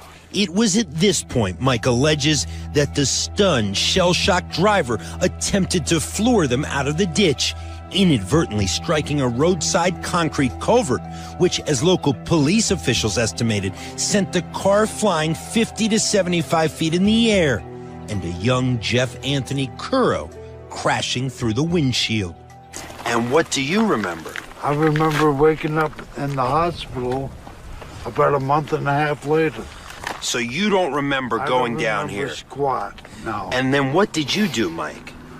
All I remember is walking down the road here and a car coming up to me and saying, wait right here, we'll be back with an ambulance. Soon after, emergency medical personnel arrived to find Jeff, as Mike recalls, knocking on heaven's door. Tell me exactly what they told you. That he passed away 3 times as we were bringing him down to Albany Med. And they brought him back. Why do you think you survived? I'm a tough motherfucker, I guess. Does it make you angry? Not really. Does it make you sad? Yeah, a little. What's the word I'm looking for? Melancholy. I brought that up out of fucking nowhere. What's the saddest part for you? Just what might have been, but you know, there's no way in turning back. You know. No idea that that would be the last car trip as Jeff Currow. No. Didn't realize it. And back then, you're young and think nothing's gonna, nothing's gonna bother you. Yeah. Till this. Yeah, you think you're invulnerable. Invulnerable.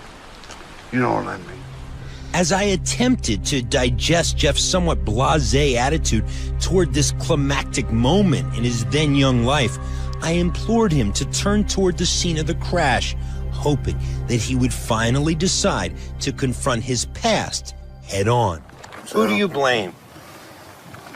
The driver. Do you take any responsibility for what happened that night? Oh, yeah, I was there. Just as much my fault as it was his, I guess. The fallout from this real-life story of teenage tragedy left the typically talkative Currow unable to speak. And as Jeff was forced to learn new ways of communicating, one of his infamous signature moves was born. What was that like, watching Jeff have to learn how to... Hard. After talking to him for all these years, then you go visit him and you gotta give him this chart and he's gotta, look at the letters, what he's trying to spell, and he couldn't talk. Like every time he wanted something to drink, and all he could have was an ice cube. That's where the came from, Howard. For most, the events that transpired on that fateful evening would be a wake-up call. But for Jeff the drunk, it merely lit the wick for a lifetime spent mixing alcohol and motor vehicles, resulting in multiple DUIs, accidents, and the eventual loss of his driver's license. Yet to this day, as I was about to learn, Currow remains largely indifferent to his reckless past. If you had your license right now... Yeah. Would you drive drunk again? I would. And I'm not saying that because, to be yucking it up for the camera or nothing, but if there's a party, and if I know about it, and I don't have a ride, which I never fucking do, I'm driving to that party. That's the way it is. Despite permanently paralyzing his right arm in the accident, Jeff the drunk got a second chance at life that he steadfastly refuses to embrace. If I was going to crack his beer-coated shell, I knew that I had to get to Currow's heart. So we traveled to the cemetery where his parents are buried, which ironically is just around the bend from the accident that finally sealed the fate of his driving privileges. Upon arrival, Jeff spoke about caring for his mom after her stroke. What did you do for your mom? Everything. Cooked her dinner. I brought her to therapy. Whenever, I would pick her up a sandwich at the corner deli. And, whenever she wanted one, How often do you come to the cemetery? Not too often, I must tell you. Well, I don't drive, but besides that, I can't find my way over here much. With his beloved father also buried next to his mom, visits to their plot appear all too painful for Jeff, And as he labored uphill, I wanted to know what saying goodbye to the most important woman in his life was truly like. You remember the day she died? Yeah. What happened? She died of lung cancer in Albany, Med. Did you get to say goodbye? Yeah. Oh boy. Yeah. I was talking to her. You know, because they say when you can still hear people talking to you, even though you're not responding or nothing. And I said that her old boyfriend called the house, and her eyes opened. And I just started crying and said, that's it. I was like, Ma. And I just started crying, and then I left, and that was that. When you look at her here, what do you think about? I'm gonna be right there someday. I got my plot right there. Speaking matter-of-factly about his own mortality, it was obvious that Kuro's apathy was simply a facade, yet another weapon he deploys to dull the pain. Still, I wondered if beneath all of this indifference, is he even aware of how fragile life truly is?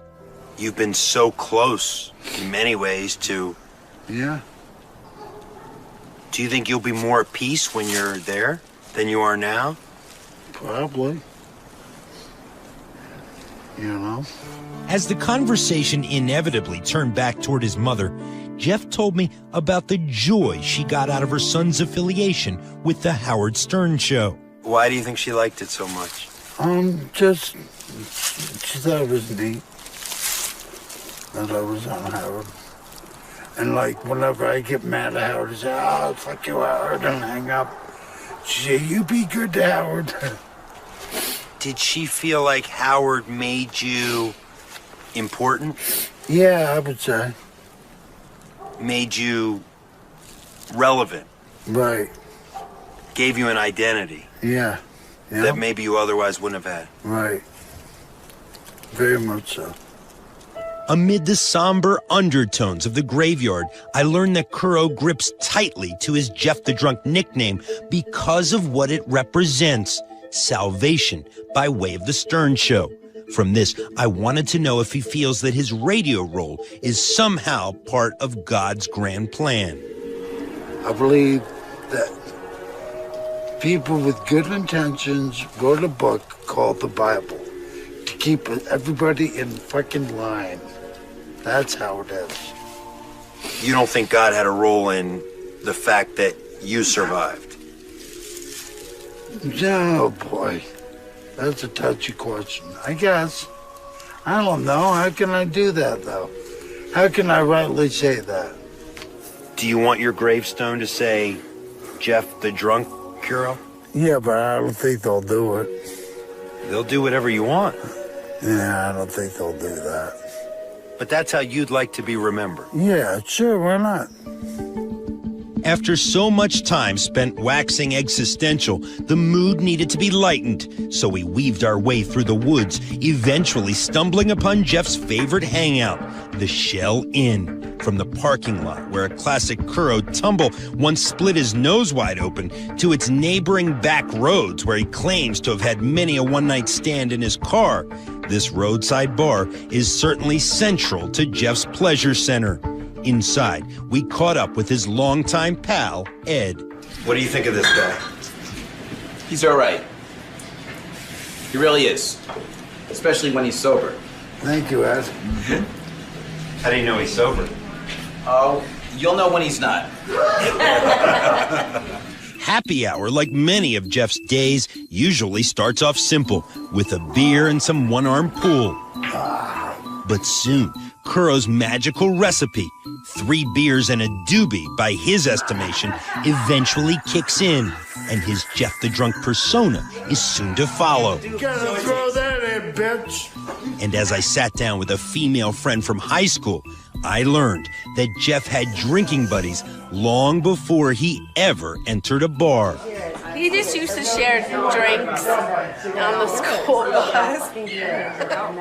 So he used to drink on the school bus? And pass around what, beer or mixed drinks? Hey now! Tell secrets about me, Dad. This is Forget it, great. man. No, this is great. Was he Yeah. a ladies' man? He tried to be. He did, so he would try to pick up a lot of chicks. What would his line be?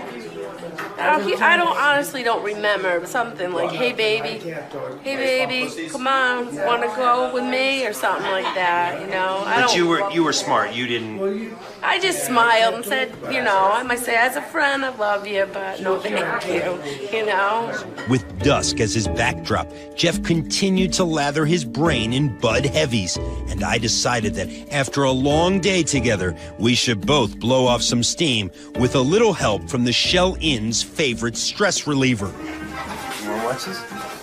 Oh, nice.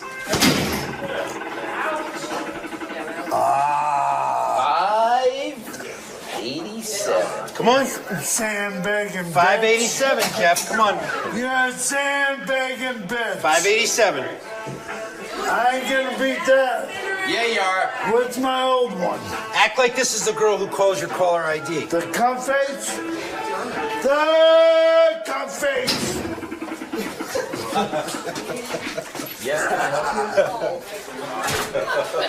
All right. 270. All right. What a cuff face. I was really starting to enjoy the vibe at this friendly roadside watering hole, and as Jeff stepped outside for a smoke, his buddy Ed told me a legendary tale from Jeff's past that occurred right where the arcade boxing game now stands. Ed, quickly, before he comes back. This is only what I've heard, so I don't know if it's true. I but think I've heard this too. Yeah, there used to be a phone booth right over there, and Jeff, he likes to dial date or whatever, and I guess he's been in a phone booth. You're telling me that the word around here is that Jeff used to masturbate in the phone booth right out in the lobby. What's masturbating? He was jerking off. At this point, I couldn't wait for Kuro's impending return, salivating at the chance to confront the guy who once gave a whole new meaning to the old phone company slogan, reach out and touch someone. Lieberman, you motherfucker. Hey, that must be you. That's me, not you. I don't know why he's pointing at you. I'm Lieberman, but I'm the motherfucker. Ed, Jeff, Dig Jeff, and dig Jeff. and dig and dig. Do you recall a phone booth here? I recall a phone booth right there on the left. And what would you go into that phone booth and do?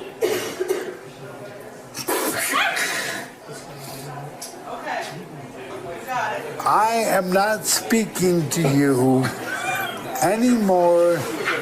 I refuse. How many times did you, Ed's words, jerk off in the phone booth in this bar? Once. Once? You're trying to tell me that you only jerked off once, but how many phone calls did you make from there? Once. No, but how many phone calls did you make from in there? Twice. I'm supposed to believe that you made 2 calls from there. 3. Nice. He's going in the right direction. 3 times 1,000? 4.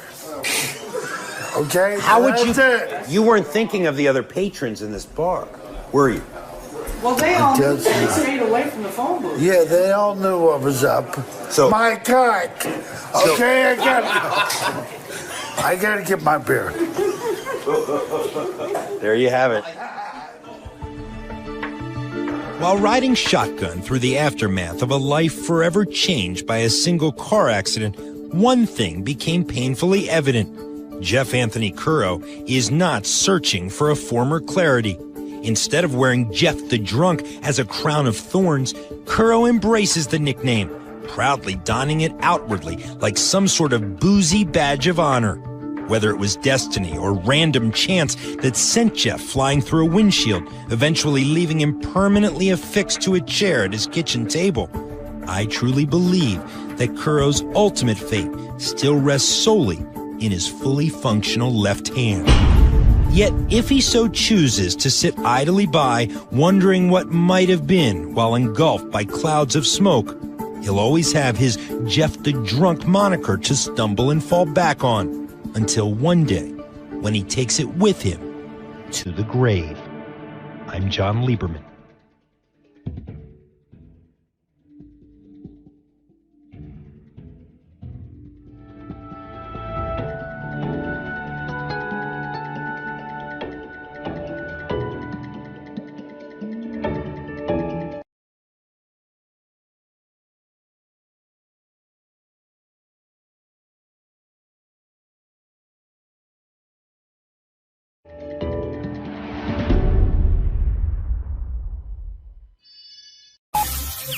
This is the best of the wrap-up show. A recap and behind-the-scenes look with John High and Gary Dell'Abate. The best of the wrap-up show begins now. Hey, it's Gary Dell'Abate, Baba Booey. On Monday's wrap-up show, we talked about the newly weird game. We had all the contestants in. We had Sal and Ronnie and Benji, and we had a long discussion with Benji about whether he's ever going to get married. I say never. Here's how it went.